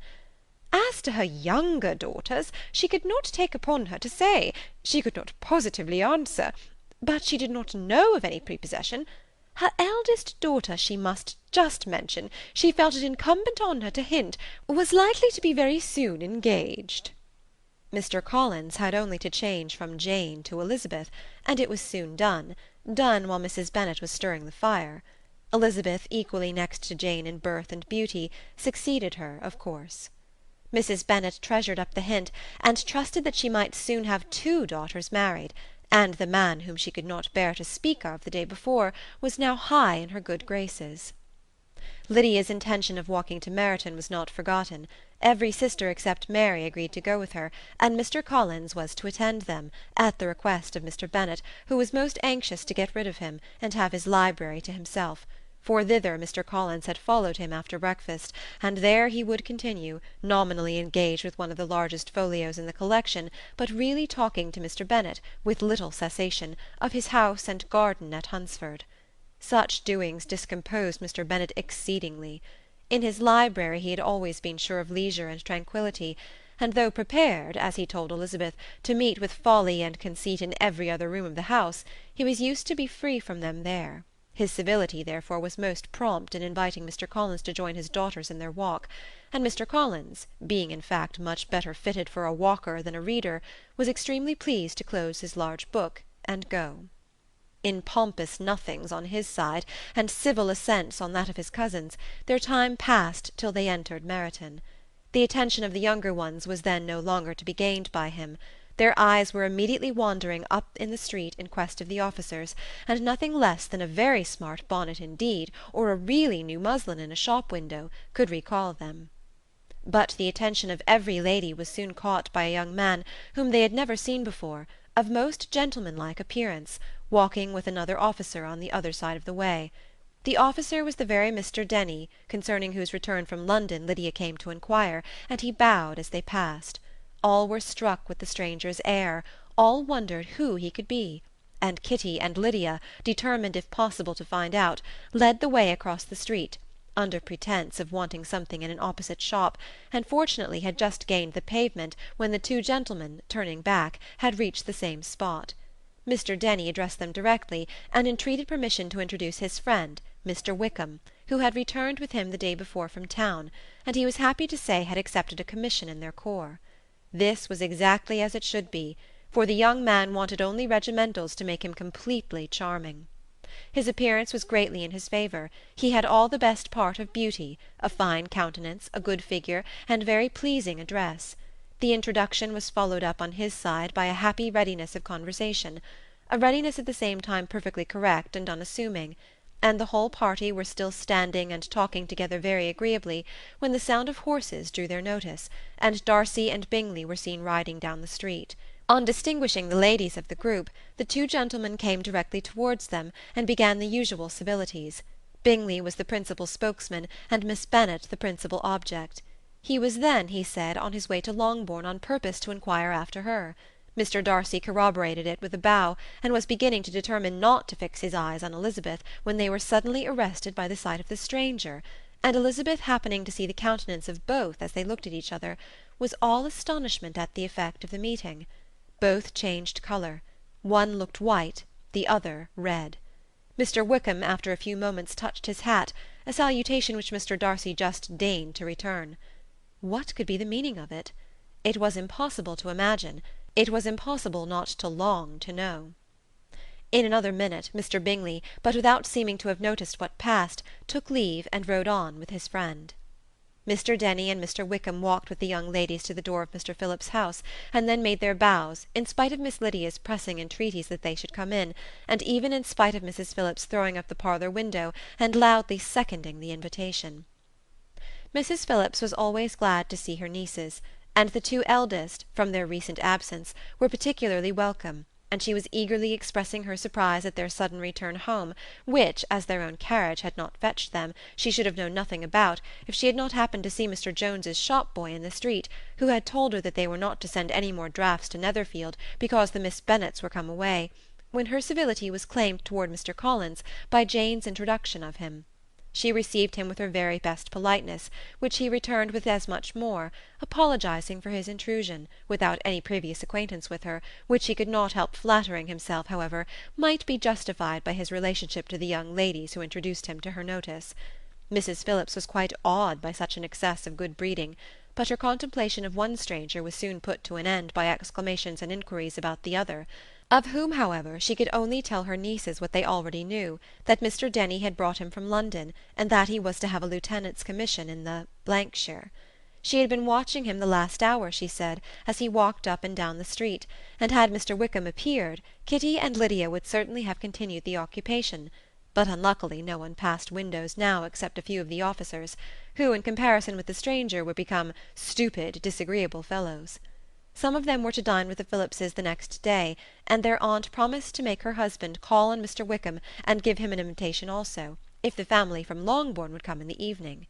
This was agreed to, and Mrs. Phillips protested that they would have a nice, comfortable, noisy game of lottery tickets, and a little bit of hot supper afterwards. The prospect of such delights was very cheering, and they parted in mutual good spirits. Mr. Collins repeated his apologies in quitting the room, and was assured with unwearying civility that they were perfectly needless.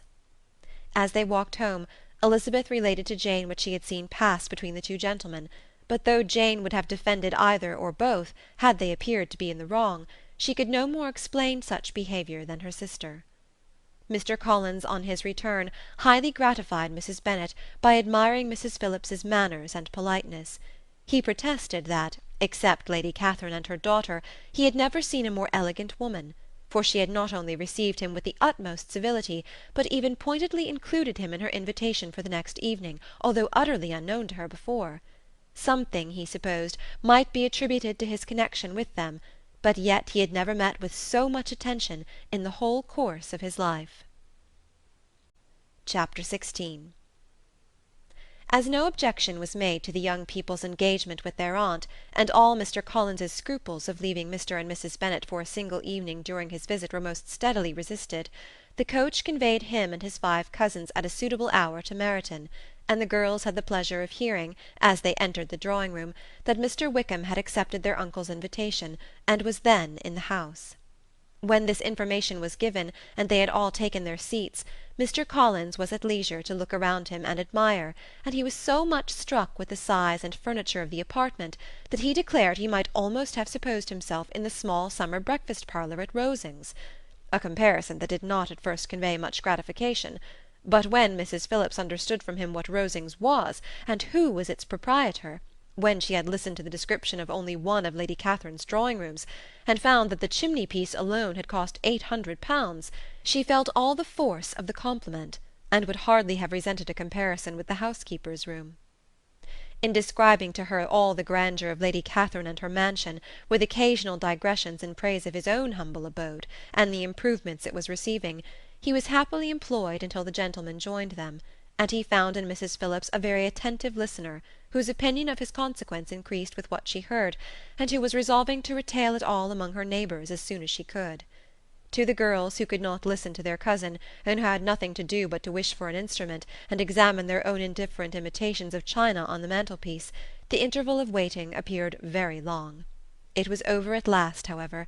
The gentlemen did approach, and when Mr. Wickham walked into the room, Elizabeth felt that she had neither been seeing him before nor thinking of him since with the smallest degree of unreasonable admiration.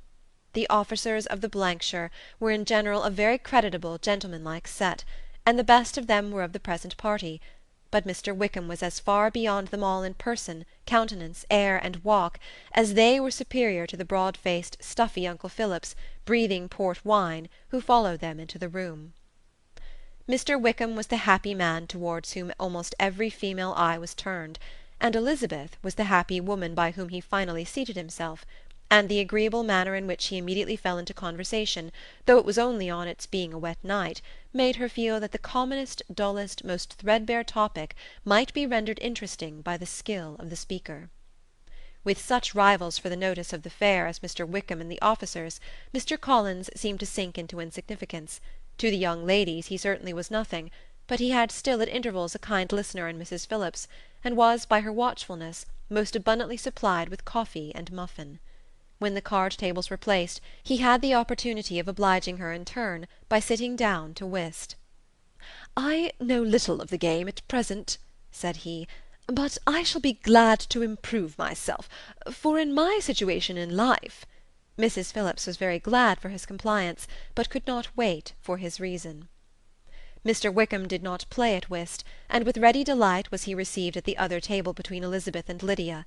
At first there seemed danger of Lydia's engrossing him entirely, for she was a most determined talker, but being likewise extremely fond of lottery tickets, she soon grew too much interested in the game, too eager in making bets and exclaiming after prizes, to have attention for any one in particular. Allowing for the common demands of the game, Mr. Wickham was therefore at leisure to talk to Elizabeth, and she was very willing to hear him, though what she chiefly wished to hear she could not hope to be told, the history of his acquaintance with Mr. Darcy. She dared not even mention that gentleman.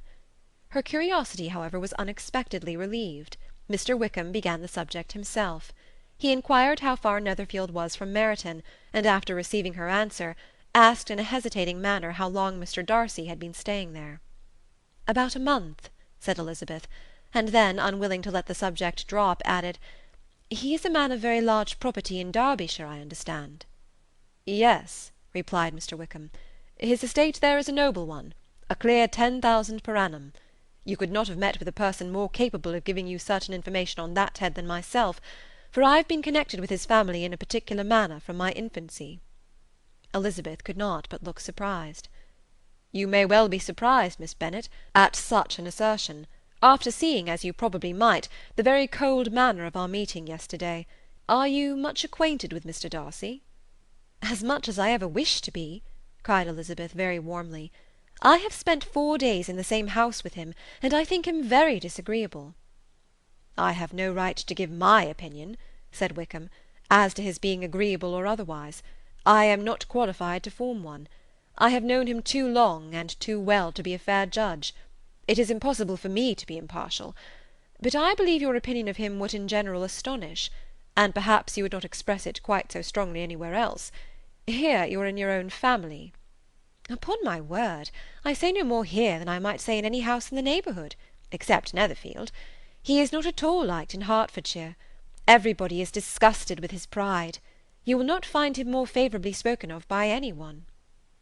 I cannot pretend to be sorry, said Wickham, after a short interruption, that he or that any man should not be estimated beyond their deserts. But with him I believe it does not often happen.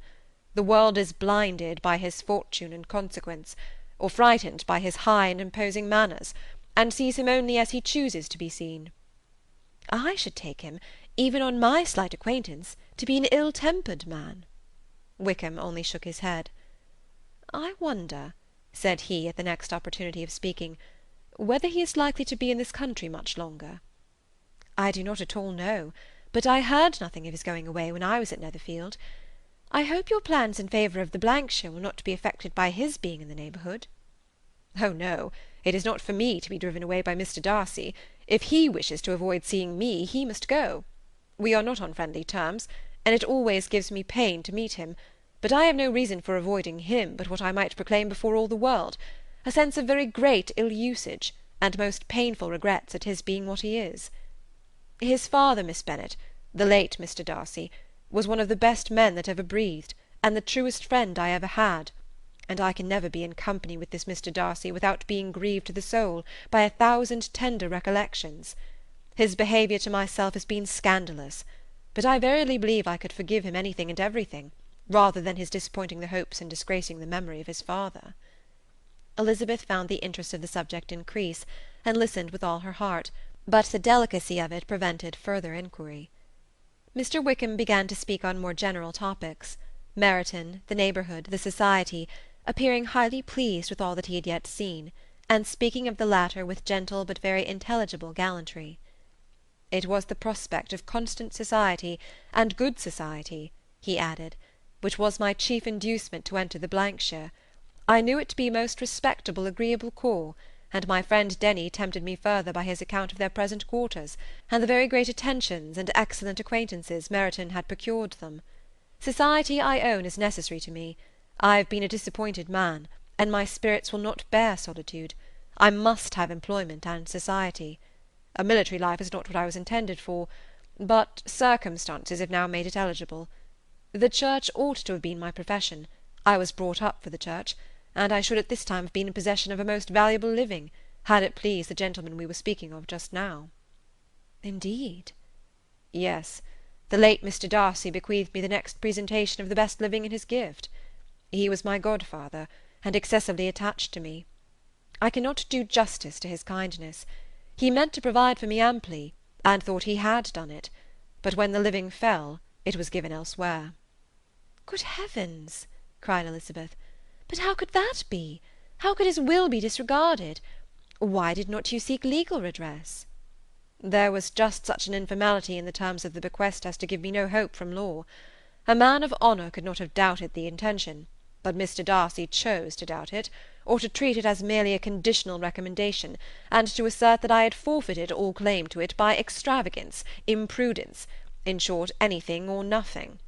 Certain it is that the living became vacant 2 years ago, exactly as I was of an age to hold it, and that it was given to another man, and no less certain is it that I cannot accuse myself of having really done anything to deserve to lose it. I have a warm, unguarded temper, and I may have spoken my opinion of him and to him too freely. I can recall nothing worse.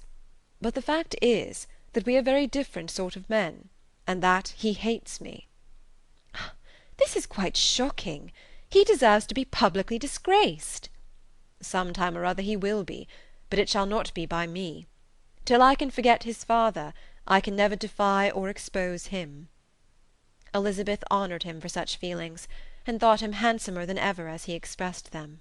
But what, she said after a pause, can have been his motive? What can have induced him to behave so cruelly?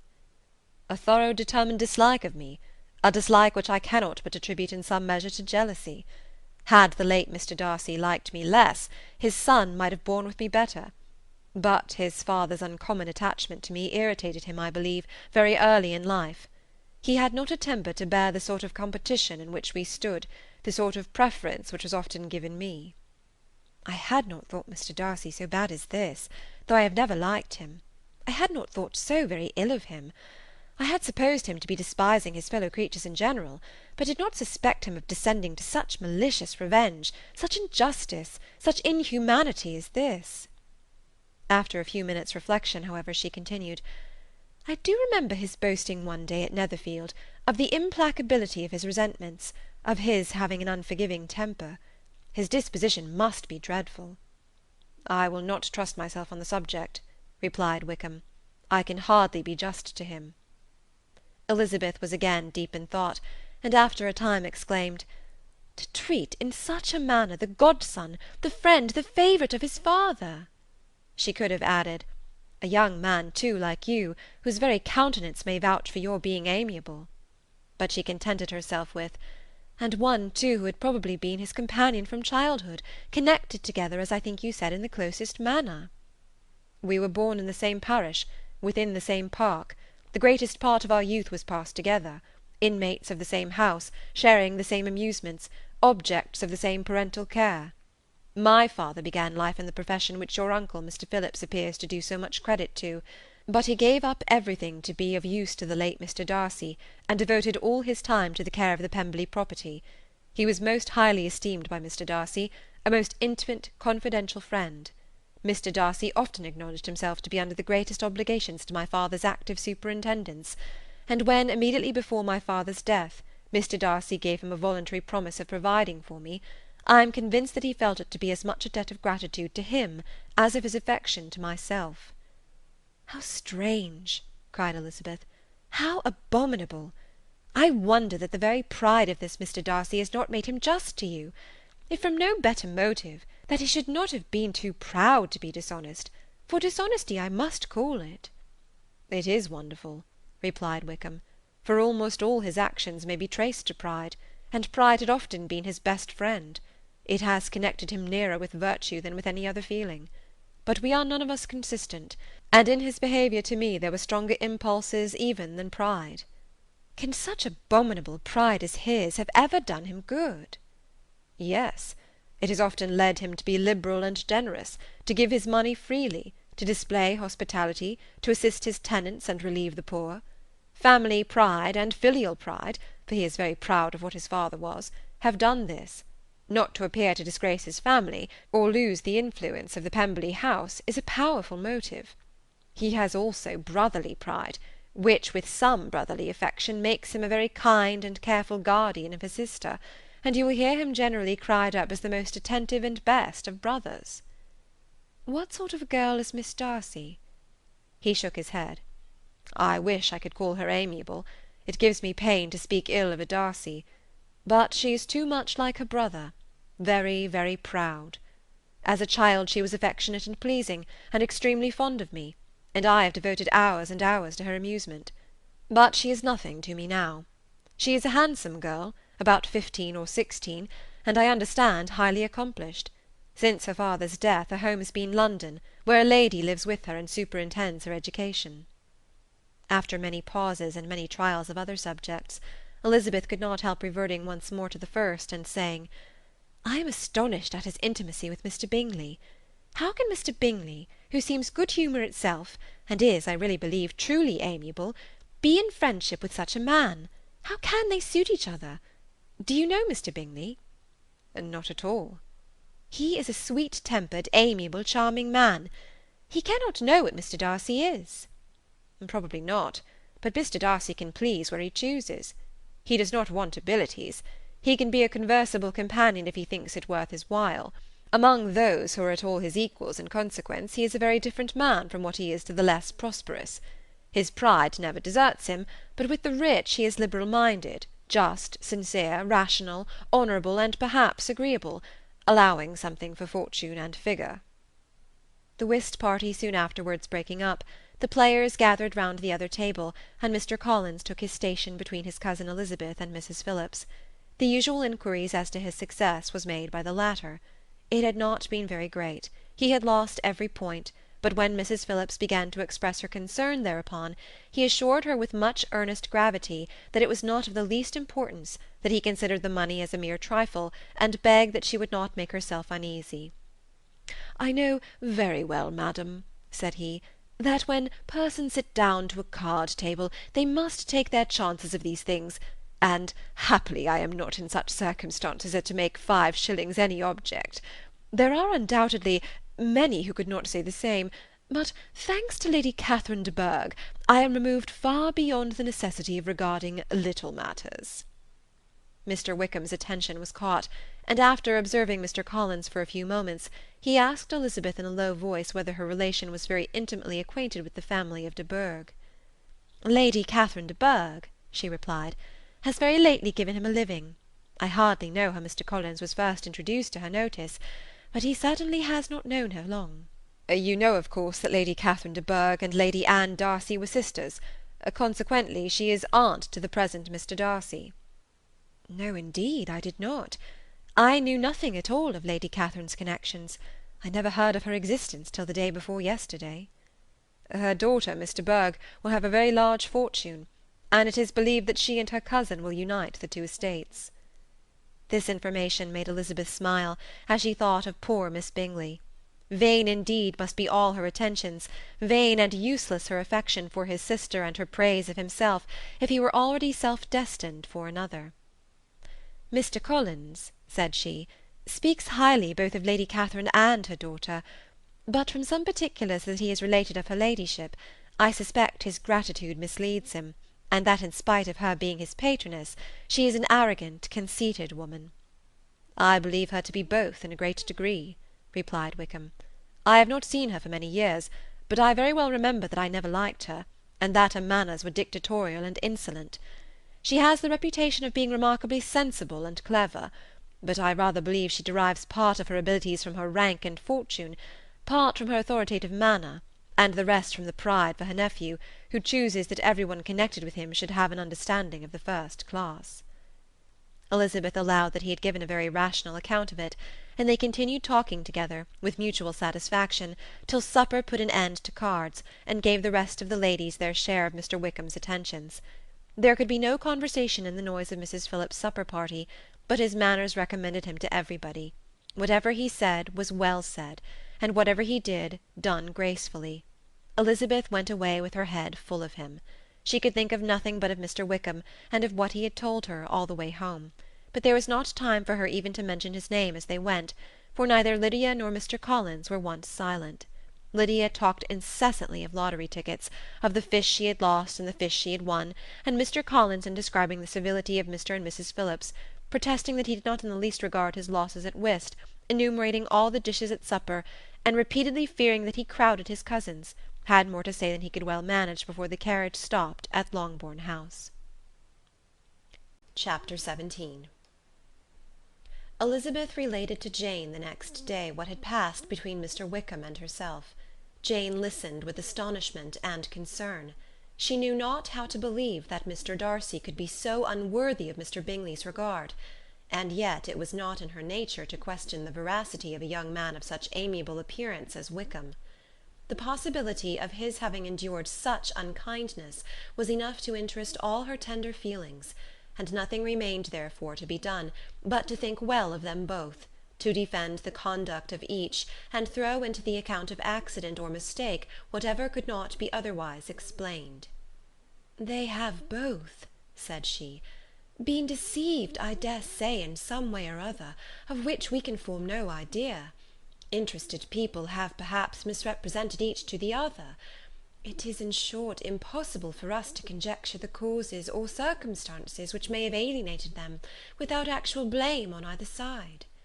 "Very true indeed. And now, my dear Jane, what have you got to say on behalf of the interested people who have probably been concerned in the business?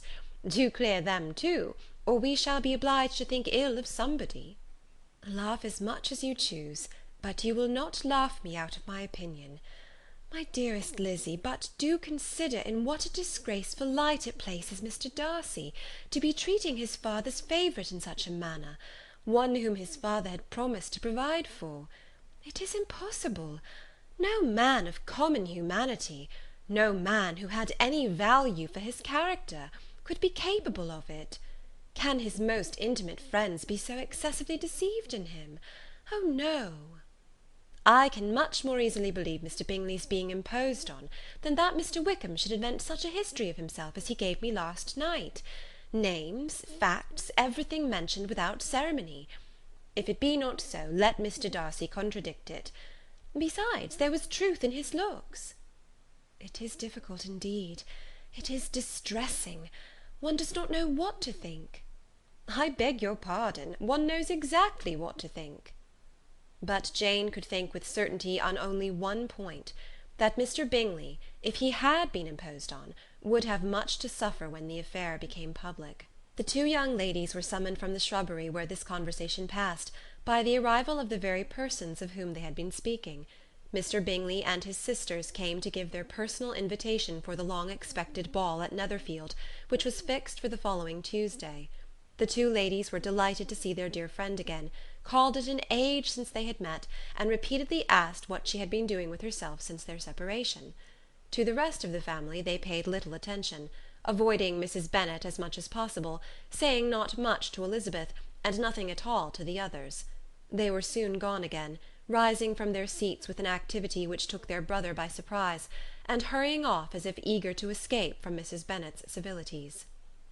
The prospect of the Netherfield ball was extremely agreeable to every female of the family.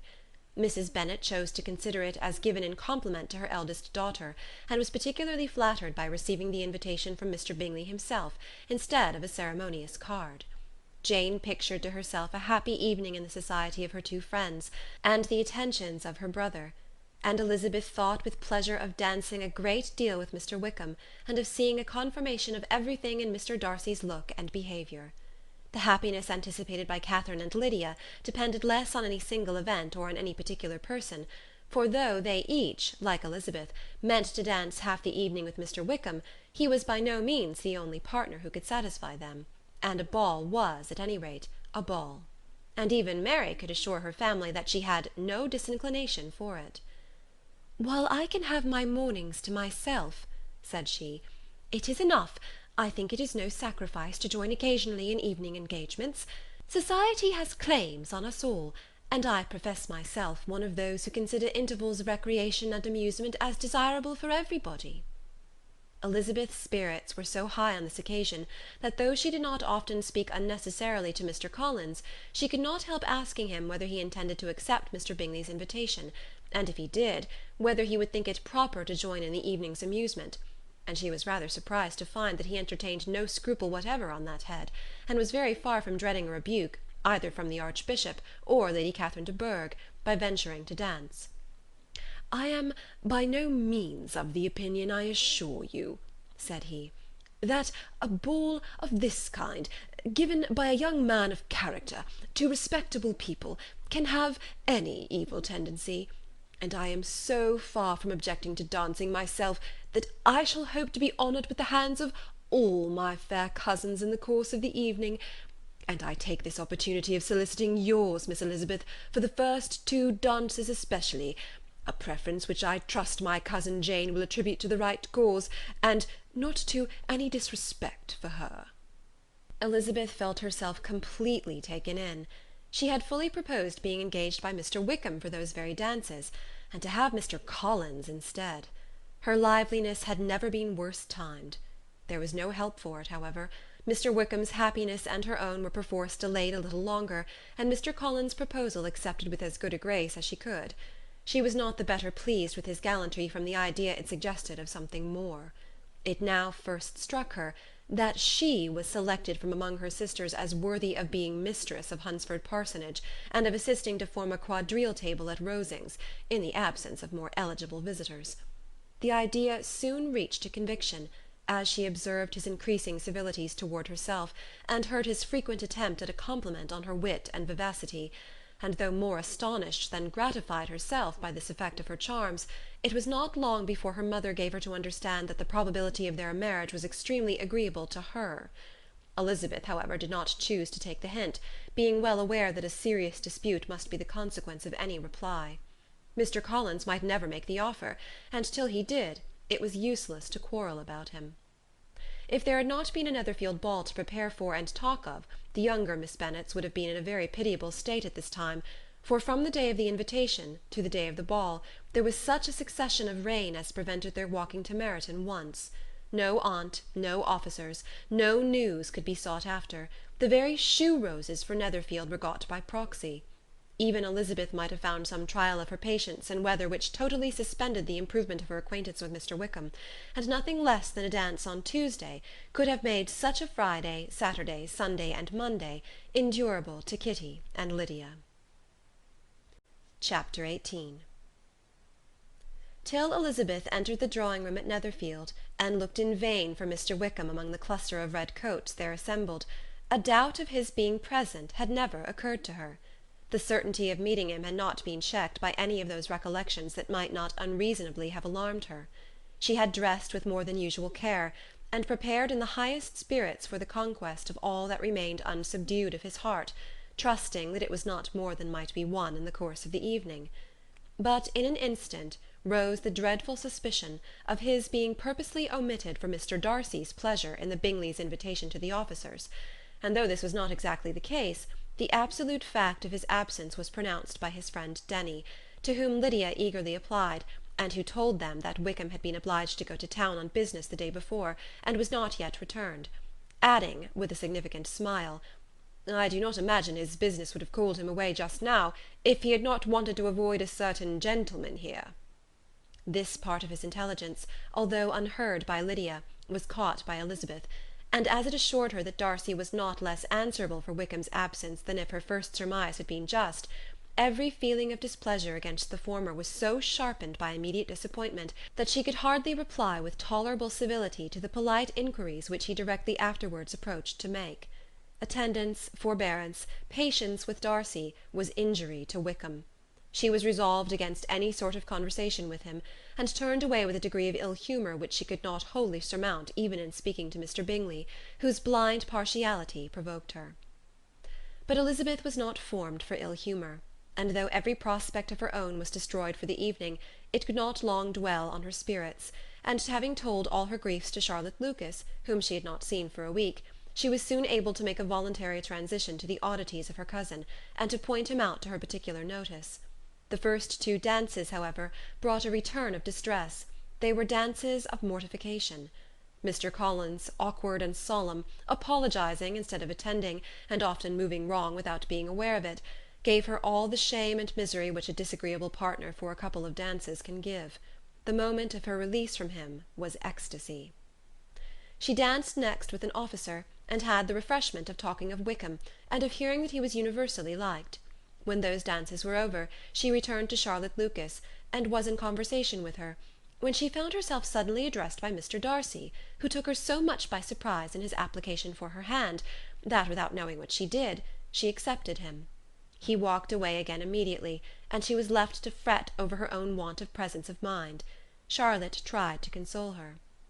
"I dare say you will find him very agreeable." "Heaven forbid! That would be the greatest misfortune of all. To find a man agreeable whom one is determined to hate. Do not wish me such an evil." When the dancing recommenced, however, and Darcy approached to claim her hand, Charlotte could not help cautioning her in a whisper not to be a simpleton, and allow her fancy for Wickham to make her appear unpleasant in the eyes of a man of 10 times his consequence. Elizabeth made no answer, and took her place in the set, amazed at the dignity to which she was arrived in being allowed to stand opposite to Mr. Darcy, and reading in her neighbours' looks their equal amazement in beholding it. They stood for some time without speaking a word, and she began to imagine that their silence was to last through the 2 dances, and at first she was resolved not to break it, till, suddenly fancying that it would be the greater punishment to her partner to oblige him to talk, she made some slight observation on the dance. He replied, and was again silent.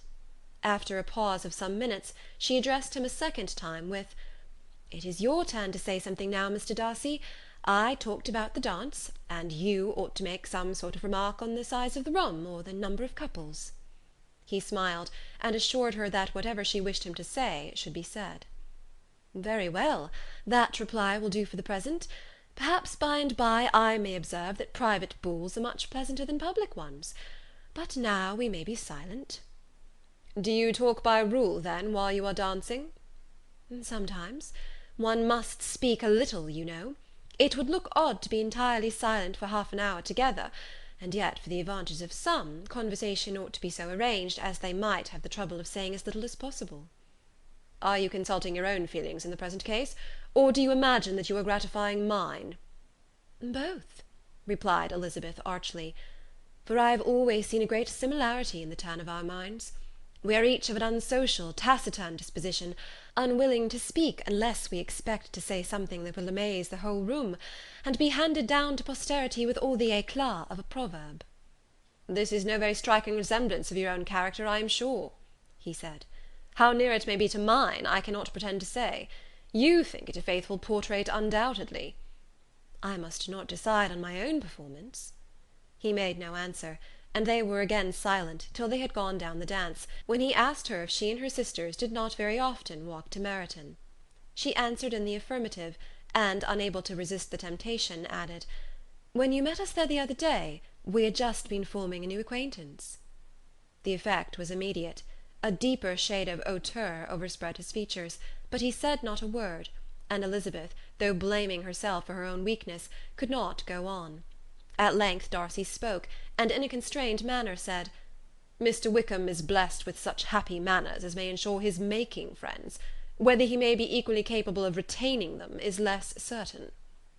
"He has been so unlucky as to lose your friendship," replied Elizabeth with emphasis, "and in a manner which he is likely to suffer from all his life." Darcy made no answer, and seemed desirous of changing the subject. At that moment Sir William Lucas appeared close to them, meaning to pass through the set to the other side of the room, but on perceiving Mr. Darcy, he stopped with a bow of superior courtesy to compliment him on his dancing and his partner. "I have been most highly gratified indeed, my dear sir. Such very superior dancing is not often seen. It is evident that you belong to the first circles. Allow me to say, however, that your fair partner does not disgrace you, and that I must hope to have this pleasure often repeated, especially when a certain desirable event, my dear Eliza," glancing at her sister and Bingley, "shall take place. What congratulations will then flow in! I appeal to Mr. Darcy. But let not me interrupt you, sir. You will not thank me for detaining you from the bewitching converse of that young lady, whose bright eyes are also upbraiding me." The latter part of this address was scarcely heard by Darcy, but Sir William's allusion to his friend seemed to strike him forcibly, and his eyes were directed with a very serious expression towards Bingley and Jane, who were dancing together. Recovering himself, however, shortly, he turned to his partner, and said, "Sir William's interruption has made me forget what we were talking of." "I do not think we were speaking at all. Sir William could not have interrupted two people in the room who had less to say for themselves. We have tried 2 or 3 subjects already without success, and what we are to talk of next I cannot imagine." "What think you of books?" said he, smiling. "Books? Oh, no. I am sure we never read the same, or not with the same feelings." "I am sorry you think so. But if that be the case, there can at least be no want of subject. We may compare our different opinions." "No, I cannot talk of books in a ball-room. My head is always full of something else." "The present always occupies you in such scenes, does it?" said he, with a look of doubt. "Yes, always," she replied, without knowing what she said, for her thoughts had wandered far from the subject, as soon afterwards appeared by her suddenly exclaiming, "I remember hearing you once say, Mr. Darcy, that you hardly ever forgave, that your resentment, once created, was unappeasable. You are very cautious, I suppose, as to its being created?" "I am," said he, with a firm voice. "And never allow yourself to be blinded by prejudice?" "I hope not." "It is particularly incumbent on those who never change their opinion, to be secure of judging properly at first." "May I ask to what these questions tend?" "Merely to the illustration of your character," said she, endeavouring to shake off her gravity. "I am trying to make it out." "And what is your success?" She shook her head. "I do not get on at all. I hear such different accounts of you as to puzzle me exceedingly." "I can readily believe," answered he gravely, "that reports may vary greatly with respect to me, and I could wish, Miss Bennet, that you were not to sketch my character at the present moment, as there is reason for fear that the performance would reflect no credit on either." "But if I do not take your likeness now, I may never have another opportunity." "I would by no means suspend any pleasure of yours," he coldly replied. She said no more, and they went down the other dance and parted in silence, and on each side dissatisfied, though not to an equal degree; for in Darcy's breast there was a tolerable powerful feeling towards her, which soon procured her pardon, and directed all his anger against another. They had not long separated, when Miss Bingley came towards her, and with an expression of civil disdain accosted her. "So, Miss Eliza, I hear you are quite delighted with George Wickham. Your sister has been talking to me about him, and asking me 1,000 questions, and I find that the young man quite forgot to tell you, among his other communication, that he was the son of old Wickham, the late Mr. Darcy's steward. Let me recommend you, however, as a friend, not to give implicit confidence to all his assertions; for as to Mr. Darcy's using him ill, it is perfectly false; for, on the contrary, he has always been remarkably kind to him, though George Wickham has treated Mr. Darcy in a most infamous manner. I do not know the particulars, but I know very well that Mr. Darcy is not in the least to blame; that he cannot bear to hear George Wickham mentioned, and that though my brother thought that he could not well avoid including him in his invitation to the officers, he was excessively glad to find that he had taken himself out of the way. His coming into the country at all is a most insolent thing indeed, and I wonder how he could presume to do it. I pity you, Miss Eliza, for this discovery of your favourite's guilt, but really, considering his descent, one could not expect much better." "His guilt and his descent appear by your account to be the same," said Elizabeth angrily; "for I have heard you accuse him of nothing worse than being the son of Mr. Darcy's steward, and of that I can assure you he informed me himself." "I beg your pardon," replied Miss Bingley, turning away with a sneer. "Excuse my interference. It was kindly meant." "Insolent girl," said Elizabeth to herself, "you are much mistaken if you expect to influence me by such a paltry attack as this. I see nothing in it but your own wilful ignorance and the malice of Mr. Darcy." She then sought out her eldest sister, who was undertaken to make inquiries on the same subject of Bingley. Jane met her with a smile of such sweet complacency, a glow of such happy expression, as sufficiently marked how well she was satisfied with the occurrences of the evening.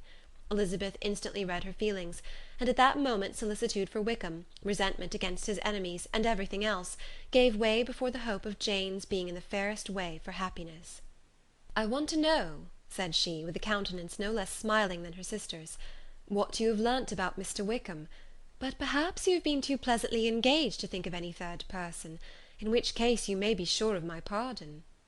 "No," replied Jane, "I have not forgotten him, but I have nothing unsatisfactory to tell you. Mr. Bingley does not know the whole of his history, and he is quite ignorant of the circumstances which have principally offended Mr. Darcy, but he will vouch for the good conduct, the probity, and honour of his friend, and is perfectly convinced that Mr. Wickham has deserved much less attention from Mr. Darcy than he has received; and I am sorry to say, by his account as well as his sister's, Mr. Wickham is by no means a respectable young man. I am afraid he has been very imprudent, and has deserved to lose Mr. Darcy's regard." "Mr. Bingley does not know Mr. Wickham himself?" "No, he never saw him till the other morning at Meryton." "This account, then, is what he has received from Mr. Darcy. I am satisfied. But what does he say of the living?" "He does not exactly recollect the circumstances, though he has heard them from Mr. Darcy more than once, but believes that it was left to him conditionally only." "I have not a doubt of Mr. Bingley's sincerity," said Elizabeth warmly, "but you must excuse my not being convinced by assurances only. Mr. Bingley's defence of his friend was a very able one, I dare say; but since he is unacquainted with several parts of the story, and has learnt the rest from that friend himself, I shall venture to still think of both gentlemen as I did before." She then changed the discourse to one more gratifying to each, and on which there could be no difference of sentiment. Elizabeth listened with delight to the happy, though modest hopes which Jane entertained of Mr. Bingley's regard, and said all in her power to heighten her confidence in it. On their being joined by Mr. Bingley himself, Elizabeth withdrew to Miss Lucas, to whose inquiry after the pleasantness of her last partner she had scarcely replied, before Mr. Collins came up to them, and told her with great exultation that he had just been so fortunate as to make a most important discovery. "I have found out," said he, "by a singular accident, that there is now in the room a near relation of my patroness. I happened to overhear the gentleman himself mentioning to the young lady who does the honours of the house the names of his cousin Mr. Berg, and of her mother Lady Catherine. How wonderfully these sort of things occur! Who would have thought of my meeting with, perhaps, a nephew of Lady Catherine de Bourgh in this assembly? I am most thankful that the discovery is made in time for me to pay my respects to him, which I am now going to do, and trust he will excuse my not having done it before. My total ignorance of the connection must plead my apology." "You are not going to introduce yourself to Mr. Darcy?" "Indeed I am. I shall entreat his pardon for not having done it earlier.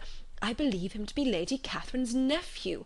It will be in my power to assure him that her ladyship was quite well yesterday se'nnight." Elizabeth tried hard to dissuade him from such a scheme, assuring him that Mr. Darcy would consider his addressing him without introduction as an impertinent freedom, rather than a compliment to his aunt, that it was not in the least necessary there should be any notice on either side, and that if it were, it must belong to Mr. Darcy, the superior in consequence, to begin the acquaintance. Mr. Collins listened to her with the determined air of following his own inclination, and when she ceased speaking, replied thus: "My dear Miss Elizabeth, I have the highest opinion in the world, in your excellent judgment, in all matters within the scope of your understanding, but permit me to say, that there must be a wide difference between the established forms of ceremony amongst the laity, and those which regulate the clergy. For give me leave to observe that I consider the clerical office as equal in point of dignity with the highest rank in the kingdom, providing that a proper humility of behaviour is at the same time maintained. You must therefore allow me to follow the dictates of my conscience on this occasion, which leads me to perform what I look on as a point of duty. Pardon me for neglecting to profit by your advice, which, on every other subject, shall be my constant guide, though in the case before us I consider myself more fitted by education and habitual study to decide on what is right than a young lady like yourself." And with a low bow he left her to attack Mr. Darcy, whose reception of his advances she eagerly watched, and whose astonishment at being so addressed was very evident.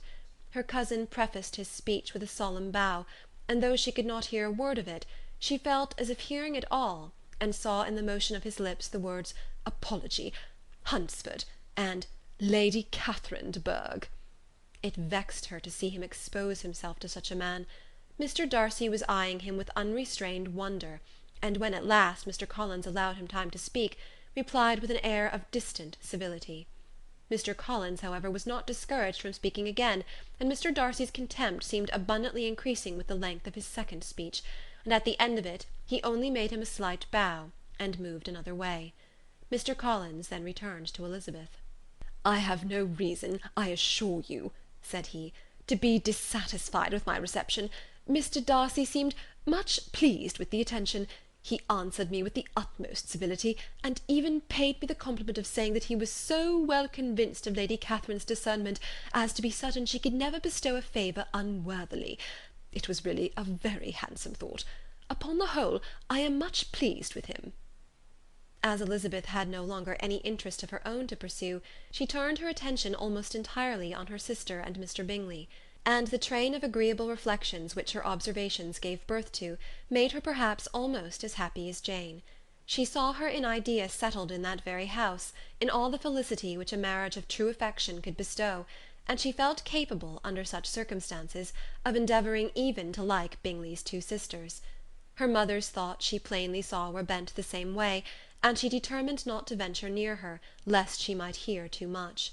When they sat down to supper, therefore, she considered it a most unlucky perverseness which placed them within one of each other, and deeply was she vexed to find that her mother was talking to that one person, Lady Lucas, freely, openly, and of nothing else but her expectation that Jane would soon be married to Mr. Bingley. It was an animating subject, and Mrs. Bennet seemed incapable of fatigue, while enumerating the advantages of the match. His being such a charming young man, and so rich, and living but 3 miles from them, were the first points of self-gratulation, and then it was such a comfort to think how fond the two sisters were of Jane, and to be certain that they must desire the connection as much as she could do. It was, moreover, such a promising thing for her younger daughters, as Jane's marrying so greatly must throw them in the way of other rich men.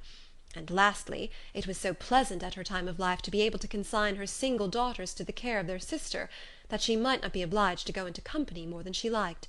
It was necessary to make this circumstance a matter of pleasure, because on such occasions it is the etiquette, but no one was less likely than Mrs. Bennet to find comfort in staying home at any period of her life. She concluded with many good wishes that Lady Lucas might soon be equally fortunate, though evidently and triumphantly believing there was no chance of it. In vain did Elizabeth endeavour to check the rapidity of her mother's words, or persuade her to describe her felicity in a less audible whisper, for, to her inexpressible vexation, she could perceive that the chief of it was overheard by Mr. Darcy, who sat opposite to them. Her mother only scolded her for being nonsensical. "What is Mr. Darcy to me, pray, that I should be afraid of him? I am sure we owe him no such particular civility, as to be obliged to say nothing he may not like to hear." "For heaven's sake, madam, speak lower. What advantage can it be for you to offend Mr. Darcy? You will never recommend yourself to his friend by so doing." Nothing that she could say, however, had any influence. Her mother would talk of her views in the same intelligible tone. Elizabeth blushed and blushed again with shame and vexation. She could not help frequently glancing her eye at Mr. Darcy, though every glance convinced her of what she dreaded, for though he was not always looking at her mother, she was convinced that his attention was invariably fixed on her. The expression of his face changed gradually from indignant contempt to a composed and steady gravity. At length, however, Mrs. Bennet had no more to say, and Lady Lucas, who had been long yawning at the repetition of delights which she saw no likelihood of sharing, was left to the comforts of cold ham and chicken. Elizabeth now began to revive, but not long was the interval of tranquillity, for when supper was over, singing was talked of, and she had the mortification of seeing Mary, after very little entreaty, preparing to oblige the company. By many significant looks and silent entreaties did she endeavour to prevent such a proof of complaisance, but in vain. Mary would not understand them. Such an opportunity of exhibiting was delightful to her, and she began her song. Elizabeth's eyes were fixed on her with most painful sensations, and she watched her progress through the several stanzas with an impatience which was very ill rewarded at their close.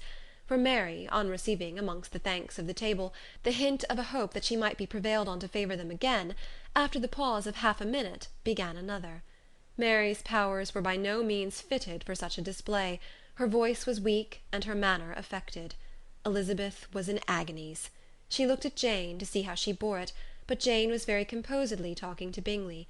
She looked at his two sisters, and saw them making signs of derision at each other, and at Darcy, who continued, however, imperturbably grave. She looked at her father to entreat his interference, lest Mary should be singing all night. He took the hint, and when Mary had finished her second song, said aloud, "That will do extremely well, child. You have delighted us long enough. Let the other young ladies have time to exhibit." Mary, though pretending not to hear, was somewhat disconcerted, and Elizabeth, sorry for her, and sorry for her father's speech, was afraid her anxiety had done no good. Others of the party were now applied to. "If I," said Mr. Collins, "was so fortunate as to be able to sing, I should have great pleasure, I am sure, in obliging the company with an air, for I consider music as a very innocent diversion, and perfectly compatible with the profession of a clergyman. I do not mean, however, to assert that we can be justified in devoting too much of our time to music, for there are certainly other things to be attended to. The rector of a parish has much to do. In the first place, he must make such an agreement for tithes as may be beneficial to himself, and not offensive to his patron. He must write his own sermons, and the time that remains will not be too much for his parish duties, and the care and improvement of his dwelling, which he cannot be excused from making as comfortable as possible. And I do not think it of light importance that he should have attentive and conciliatory manner towards everybody, especially towards those to whom he owes his preferment. I cannot acquit him of that duty, nor could I think well of the man who should omit an occasion of testifying his respect towards anybody connected with the family." And with a bow to Mr. Darcy, he concluded his speech, which had been spoken so loud as to be heard by half the room.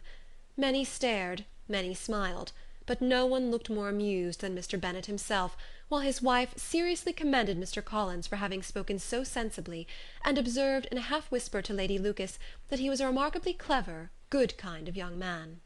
To Elizabeth it appeared that, had her family made an agreement to expose themselves as much as they could during the evening, it would have been impossible for them to play their parts with more spirit or finer success, and happy did she think it for Bingley and her sister that some of the exhibition had escaped his notice, and that his feelings were not of a sort to be much distressed by the folly which he must have witnessed.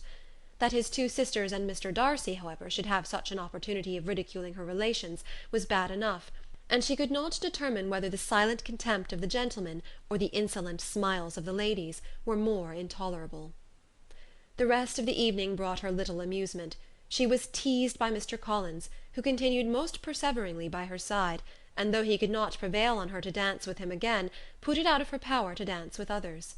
In vain did she entreat him to stand up with somebody else, and offer to introduce him to any young lady in the room. He assured her that as to dancing, he was perfectly indifferent to it, that his chief object was by delicate attentions to recommend himself to her, and that he should therefore make a point of remaining close to her the whole evening. There was no arguing upon such a project. She owed her greatest relief to her friend Miss Lucas, who often joined them, and good-naturedly engaged Mr. Collins' conversation to herself. She was at least free from the offence of Mr. Darcy's further notice, though often standing within a very short distance of her, quite disengaged, he never came near enough to speak. She felt it to be the probable consequence of her allusions to Mr. Wickham, and rejoiced in it.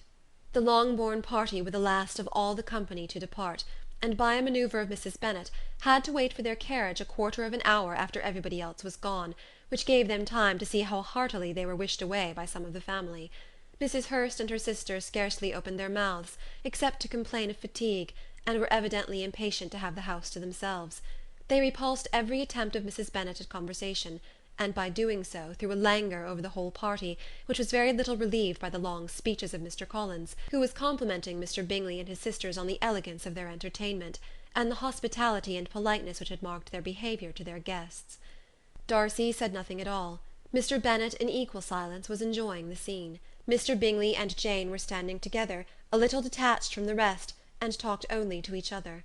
Elizabeth preserved as steady a silence as either Mrs. Hurst or Miss Bingley, and even Lydia was too much fatigued to utter more than the occasional exclamation of "Lord, how tired I am!"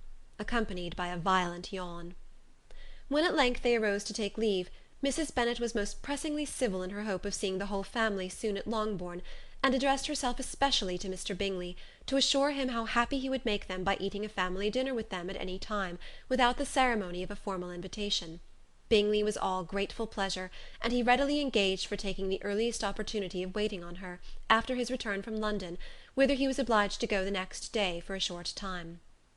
Mrs. Bennet was perfectly satisfied, and quitted the house under the delightful persuasion that, allowing for the necessary preparation of settlements, new carriages, and wedding clothes, she should undoubtedly see her daughter settled at Netherfield in the course of 3 or 4 months. Of having another daughter married to Mr. Collins she thought with equal certainty, and with considerable, though not equal, pleasure. Elizabeth was the least dear to her of all her children, and though the match and the man were quite good enough for her, the worth of each was eclipsed by Mr. Bingley and Netherfield. Chapter 19. The next day opened a new scene at Longbourn. Mr. Collins made his declaration in form. Having resolved to do it without loss of time, as his leave of absence extended only to the following Saturday, and having no feelings of diffidence to make it distressing to himself even at the moment, he set about it in a very orderly manner, with all the observances which he supposed a regular part of the business. On finding Mrs. Bennet, Elizabeth, and one of the younger girls together soon after breakfast, he addressed the mother in these words: "May I hope, madam, for your interest with your fair daughter Elizabeth, when I solicit for the honour of a private audience with her in the course of this morning?" Before Elizabeth had time for anything but a blush of surprise, Mrs. Bennet answered instantly, "Oh dear, yes, certainly. I am sure Lizzie will be very happy. I am sure she can have no objection. Come, Kitty, I want you upstairs." And gathering her work together, she was hastening away when Elizabeth called out, "Dear madam, do not go. I beg you will not go. Mr. Collins must excuse me. He can have nothing to say to me that anybody need not hear. I am going away myself." "No, no nonsense, Lizzie. I desire you to stay where you are." And upon Elizabeth seeming really with vexed and embarrassed looks about to escape, she added, "Lizzie, I insist upon your staying and hearing Mr. Collins." Elizabeth would not oppose such an injunction, and a moment's consideration making her also sensible that it would be wisest to get it over as soon and as quietly as possible, she sat down again and tried to conceal, by incessant employment, the feelings which were divided between distress and diversion. Mrs. Bennet and Kitty walked off, and as soon as they were gone, Mr. Collins began. "Believe me, my dear Miss Elizabeth, that your modesty, so far from doing you any disservice, rather adds to your other perfections. You would have been less amiable in my eyes had there not been this little unwillingness. But allow me to assure you that I have your respected mother's permission for this address. You can hardly doubt the purport of my discourse. However your natural delicacy may lead you to dissemble, my attentions have been too marked to be mistaken. Almost as soon as I entered the house, I singled you out as the companion of my future life. But before I am run away with by my feelings on this subject, perhaps it would be advisable for me to state my reasons for marrying, and moreover for coming into Hertfordshire with the design of selecting a wife, as I certainly did." The idea of Mr. Collins, with all his solemn composure, being run away with by his feelings, made Elizabeth so near laughing that she could not use the short pause he allowed in any attempt to stop him further, and he continued, "My reasons for marrying are, first, that I think it a right thing for every clergyman in easy circumstances, like myself, to set the example of matrimony in his parish. Secondly, that I am convinced that it will add very greatly to my happiness. And thirdly, which perhaps I ought to have mentioned earlier, that it is the particular advice and recommendation of the very noble lady whom I have the honour of calling patroness. Twice she has condescended to give me her opinion, unasked too, on this subject, and it was but the very Saturday night before I left Hunsford, between our pools at quadrille, while Mrs. Jenkinson was arranging Miss de Bourgh's footstool, that she said, 'Mr. Collins, you must marry. A clergyman like you must marry. Choose properly, choose a gentlewoman for my sake, and for your own, let her be an active, useful sort of person, not brought up high, but able to make a small income go a good way. This is my advice.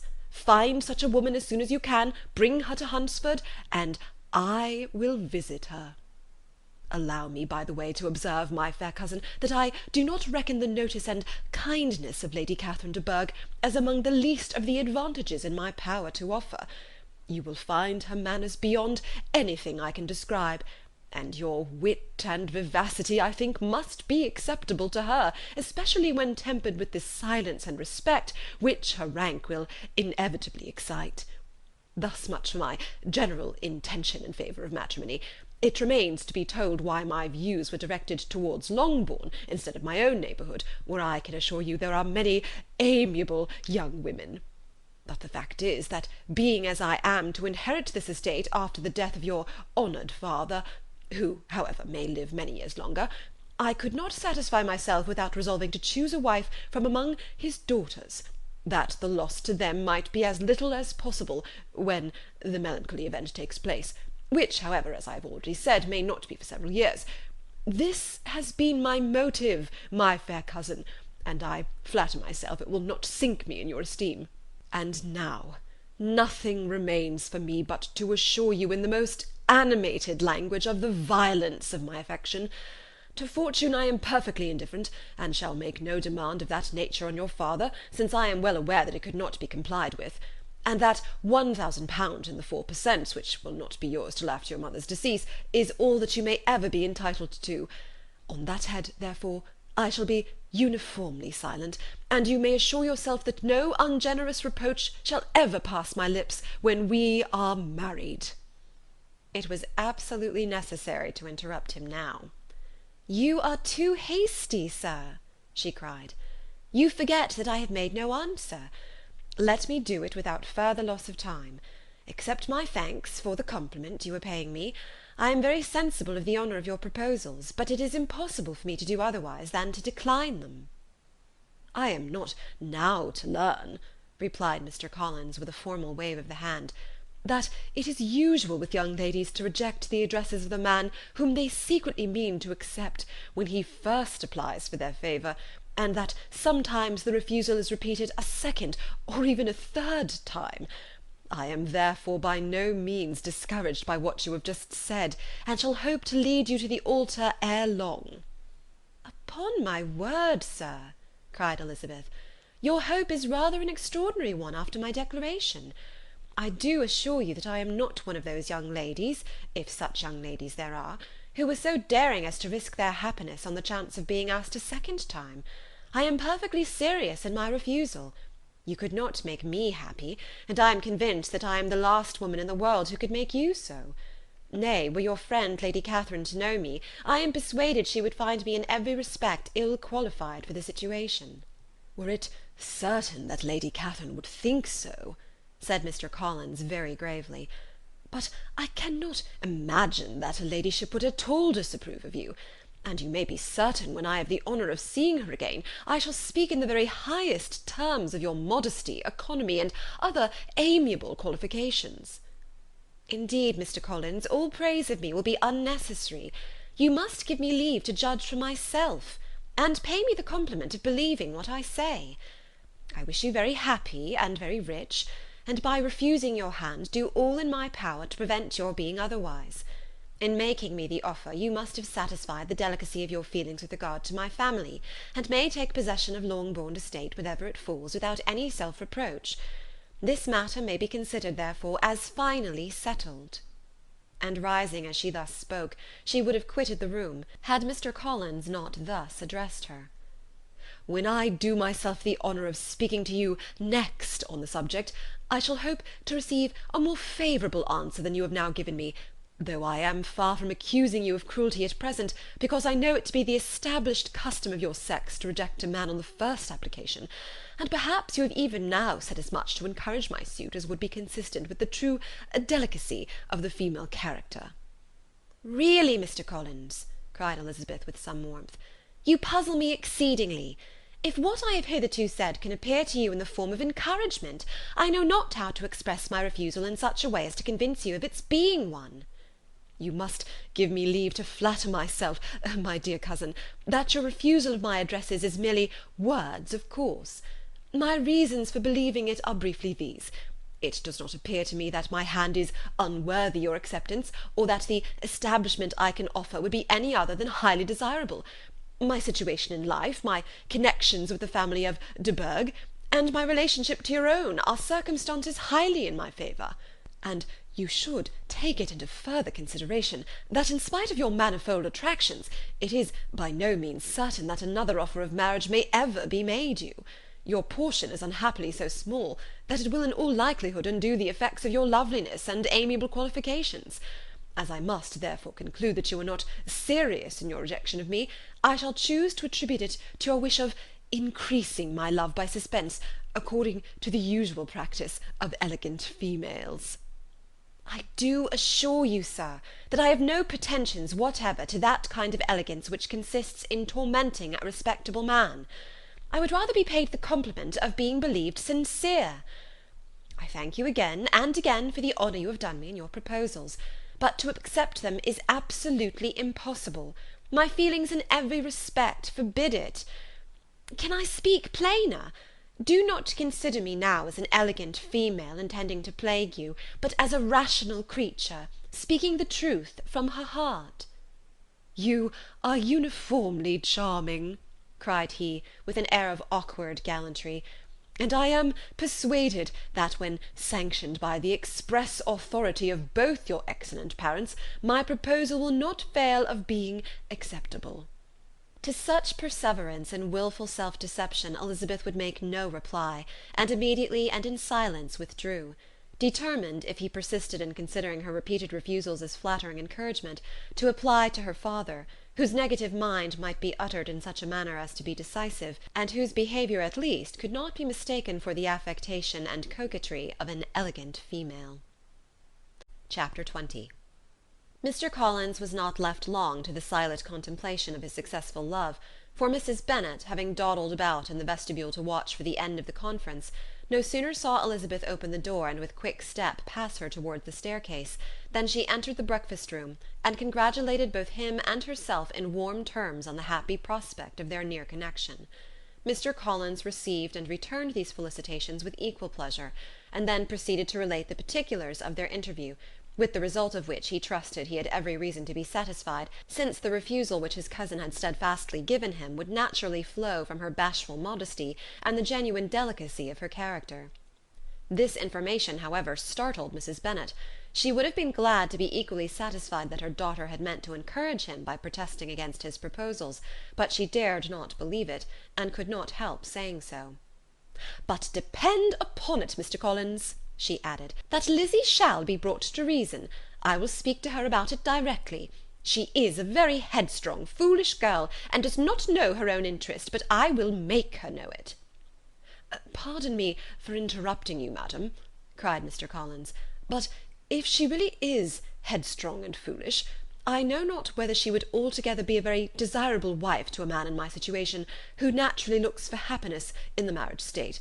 If, therefore, she actually persists in rejecting my suit, perhaps it were better not to force her into accepting me, because, if liable to such defects of temper, she could not contribute much to my felicity." "Sir, you quite misunderstand me," said Mrs. Bennet, alarmed. "Lizzie is only headstrong in such matters as these. In everything else she is as good-natured a girl as ever lived. I will go directly to Mr. Bennet, and we shall very soon settle it with her, I am sure." She would not give him time to reply, but hurrying instantly to her husband, called out as she entered the library, "Oh, Mr. Bennet, you are wanted immediately. We are all in an uproar. You must come and make Lizzie marry Mr. Collins, for she vows she will not have him, and if you do not make haste, he will change his mind and not have her." Mr. Bennet raised his eyes from his book as she entered, and fixed them on her face with a calm unconcern which was not in the least altered by her communication. "I have not the pleasure of understanding you," said he, when she had finished her speech. "Of what are you talking?" "Of Mr. Collins and Lizzie. Lizzie declares that she will not have Mr. Collins, and Mr. Collins begins to say that he will not have Lizzie." "And what am I to do on the occasion? It seems a hopeless business." "Speak to Lizzie about it yourself. Tell her that you insist upon her marrying him." "Let her be called down. She shall hear my opinion." Mrs. Bennet rang the bell, and Miss Elizabeth was summoned to the library. "Come here, child," cried her father as she appeared. "I have sent for you on an affair of importance. I understand that Mr. Collins has made you an offer of marriage. Is it true?" Elizabeth replied that it was. "Very well, and this offer of marriage you have refused?" "I have, sir." "Very well. We now come to the point. Your mother insists upon your accepting it. Is it not so, Mrs. Bennet?" "Yes, or I will never see her again." "An unhappy alternative is before you, Elizabeth. From this day you must be a stranger to one of your parents. Your mother will never see you again if you do not marry Mr. Collins, and I will never see you again if you do." Elizabeth could not but smile at such a conclusion of such a beginning, but Mrs. Bennet, who had persuaded herself that her husband regarded the affair as she wished, was excessively disappointed. "What do you mean, Mr. Bennet, in talking this way? You promised me to insist upon her marrying him." "My dear," replied her husband, "I have two small favours to request. First, that you allow me the free use of my understanding on the present occasion, and secondly, of my room. I shall be glad to have the library to myself as soon as may be." Not yet, however, in spite of her disappointment in her husband, did Mrs. Bennet give up the point. She talked to Elizabeth again and again, coaxed and threatened her by turns. She endeavoured to secure Jane in her interest, but Jane, with all possible mildness, declined interfering, and Elizabeth, sometimes with real earnestness and sometimes with playful gaiety, replied to her attacks.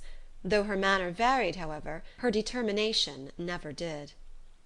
Mr. Collins, meanwhile, was meditating in solitude on what had passed. He thought too well of himself to comprehend on what motives his cousin could refuse him, and though his pride was hurt, he suffered in no other way.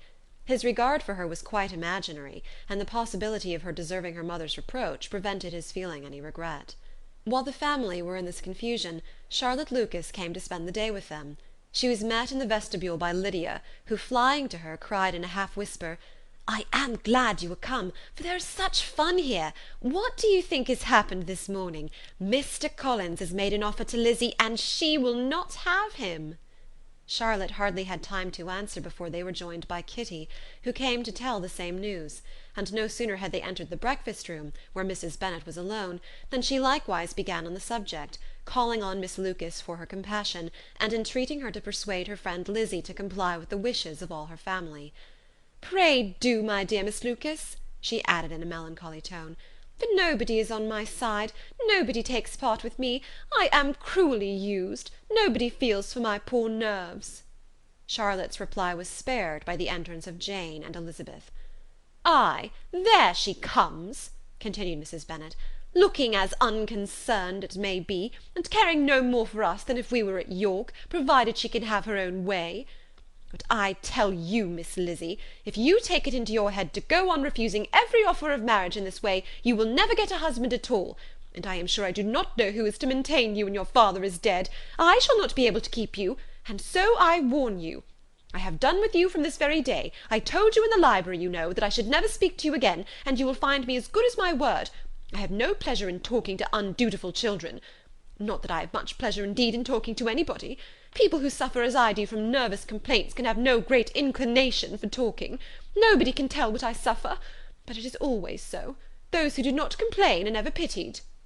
Her daughters listened in silence to this effusion, sensible that any attempt to reason with her or soothe her would only increase the irritation. She talked on, therefore, without interruption from any of them, till they were joined by Mr. Collins, who entered the room with an air more stately than usual, and on perceiving whom, she said to the girls, "Now I do insist upon it that you all of you hold your tongues, and let me and Mr. Collins have a little conversation together."